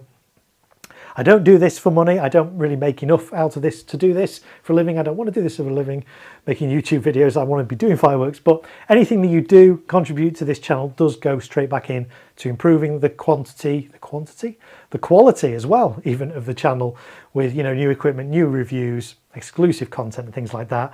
The super chats that we've had tonight, we've had some great super chats. Let me see if I can pull all those up and just go through those. Once again, yeah, so Carlos was first tonight with a $1.99 super chat. Chris Kamara Brocade, £5, thank you so much. Craig Whiteman, £5 as well, and Cameron with $19.99. So thank you so much for that, everybody. That will go, we did talk about this earlier on in the stream, that will go into buying a Vulcan candle for this display with all your names handwritten on it. That will be part of my display now. I will make sure I get that ordered and get that ready in time for this. Let's have a look. Pyro Boy is laughing, yes. Some by random person, I believe Vulcan, keep it up a non-stop, R8 meter safety distance and 100 shots. Yes, I did look at getting those this year. They were on my wish list. I think we talked about that on my other stream. So like middle of the year, I start putting a list together of all the fireworks I'd like to get for this display. And obviously, as I'm sure you guys can imagine, that list is very, very long and very, very expensive. And I have to kind of whittle that down to, you know, a lot less, basically. And those things, those Vulcan pieces, those 100-shot Vulcan ones, I did notice they're F2. They were on my wish list. I did kind of value engineer them out for this year, but that's not to say I won't use them next year. Because yes, they do look good. 100 shots on F2, they did look all right. Vivid Havoc is a nice piece. Yes, I agree. Sparky CF81, would you say Big Players 3-pack rockets are the best rockets of 2025? I fired the Big Players rockets. Did I do a review of them on my channel? Maybe I did. I fire so much stuff. I lose track of what I fired. I may have fired the Big Player rockets. Are they the best rockets of 2025? The best rockets of 2025, I'm going to stick my neck out and say the best rockets of 2025 are the strobe rockets, which are now sadly no longer available. But they were the best rockets of 2025. They are very, very impressive rockets. There are lots of other impressive rockets out there, but the strobe rockets were so unusual. I'd never seen anything or heard anything quite like them. They were incredible. If you want to know what I'm talking about, what they sound like, they were so unusual, check out them on my channel. Just search strobe rockets. They've sadly all been withdrawn from sale, but they were the best, most unusual rockets of 2025. I fired a load of other rockets this year, new rockets. The Celtic ones, the big balls ones from Celtic, are pretty good. Vivid have got some good ones. I have got some more footage of stuff that I want to put on, some brand new rockets for this year, but they didn't perform as expected. So I've had to go back to the manufacturer on those and say, what's the score with these before I put the footage out. But I have got more footage and more rockets, exclusive rockets this year, which we'll see if we're able to put out very soon or not. But there's lots of rockets available. Depends on your budget as to what's the best rocket this year. Sometimes smaller rockets can outperform what you'd expect them to do. So it's very difficult to say what the best rockets are of 2025. But for me, yeah, the strobe rockets, the Pyroworks Masters of the Air that I fired, which for me performed flawlessly. They were the straightest rockets, flight paths I've ever fired, and the effects on them were just like, wow, I've never heard anything like that. Those for me are the best, but sadly you're not going to be able to get those now, or you shouldn't be able to get those. There are still some retailers that have them listed on their website, even though they've been withdrawn from sale. But there you go. So, right, we are coming up to midnight. I want to say thank you for everybody. If you've been here for the whole 4 hours, wow, well done. It's been a bit of a marathon, I know, but I've been here with you and I've enjoyed every minute of it. If you've only dipped in and dipped out, that's absolutely fine. If you're only just joining now, don't worry, you can rewind this stream and watch it all again from the start. I know lots of people can't watch this live. I know lots of people do watch this on the replay, have it on in the background whilst they're doing other stuff. Even if they're not watching it, they're listening. So if you're one of those people, thank you so much. Why not leave a comment? Let me know that you've been here and you've watched this on the replay. I'd appreciate it. And I say we'll do all this again, probably not tomorrow, maybe Wednesday might be the next stream. I don't know. It's not fixed. It's very fluid. It will depend. So if you subscribe and enable notifications, then you'll be notified when I do go live. So there we go. But for today, or this afternoon or this morning, wherever you are in the world, I think we're going to call it a night. I've got work in the morning, not dead early. I don't start work till 10 tomorrow, which is good.